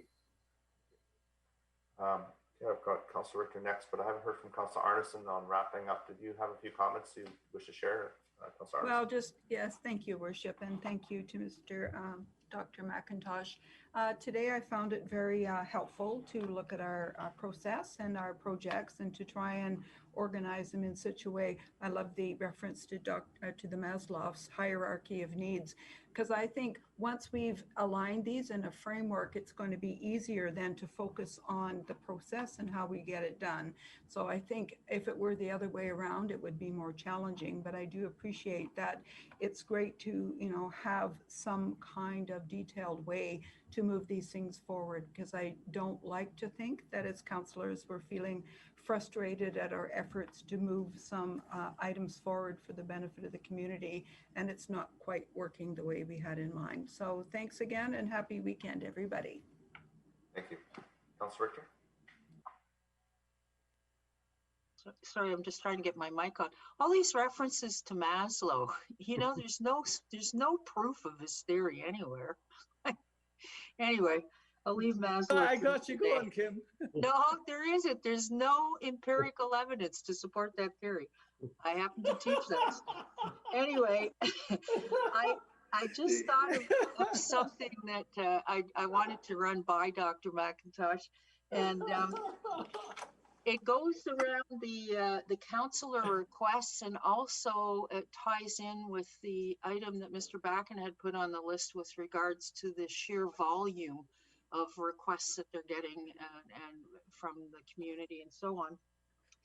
And I'm wondering if the next time you come to see us, if you have any, bring us some guidelines. Like, for example, in post-secondary university, we tell our students for every hour of class, you should be spending 2 hours studying. So I guess my question, is there a corollary for how often we should be bothering Mr. Backen in a week? Like, I like to touch base with him by phone once a week, but if everybody does the same thing, that's taking hours out of his week. So are there some general rules of thumb about how we could be more respectful, particularly of the senior staff's time? Great. Thanks, Councillor Richter. I think Your Worship, you're going to go to Mr. Backen next. Yeah, I've got Councillor Whitmarsh for a second time, and okay.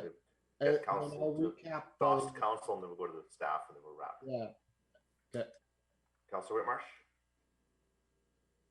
Oh, that's no. Okay. Yeah. So we'll go to Mr. Backen.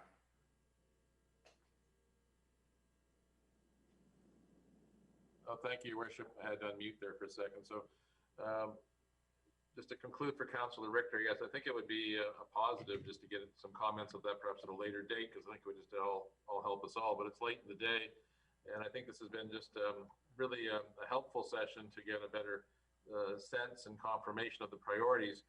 What I was going to say, Your Worship, though, in the ideal sense, how we would conclude would be a motion to receive and perhaps endorse. And if endorse has gone too far, at least receive and further consider. Oh. Yeah, because what that allows us to do then is to have an active or living document that forms our priorities that help shape, well, for example, the budget process even this year. We've been waiting for this just to try to bring some closure to certain parts of it. And I think we've done so, and come our session on Monday, we'll make some more progress in that regard. So that would be my suggestion, because I think overall it's been quite illuminating for everyone. Well, thank you for that. So, council, I think that's a good way to conclude, is to receive for further consider the strategic priorities chart that we worked on today. I'll make that motion, Mayor Rose. Thank you. It doesn't mean we're endorsing it. We're just, we know we've worked hard. Let's not lose it. So moved by Councillor Whitmarsh, second by Councillor Richter. Councillor Whitmarsh, you wish to speak to it? No, I don't need to speak to it. It's self-explanatory. Okay, thank you. See no hands, I'll call the question. All those in favor? Aye. And opposed? It carries. Thank you very, very much for that. I think it's the first time we've had direction out of one of these, and it's a good idea. We just, it's an important document. I do want to kind of wrap by thanking Dr. McIntosh for guiding us. I found today was probably one of the best for me. I thought it was a very good discussion. I think all members of council want to see us move forward in a positive manner for our residents and for our community. I would like to ask members of council to, when you get some time, sit down and if you have any feedback on this session or other sessions, just to put it in an email and send it to Mr. Backen or to me. But, we can get it together and send it off to Dr. McIntosh. I think that'll be helpful. I think this input and how we can do better is always important, and where we've done well, where we haven't done well, let's keep that dialogue going.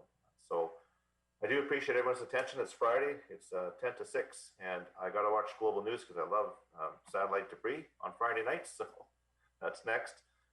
But with that, I don't see anything else. I want to thank everyone again and ask for a motion to terminate this meeting. Termination. Councilor Davis terminates. Second.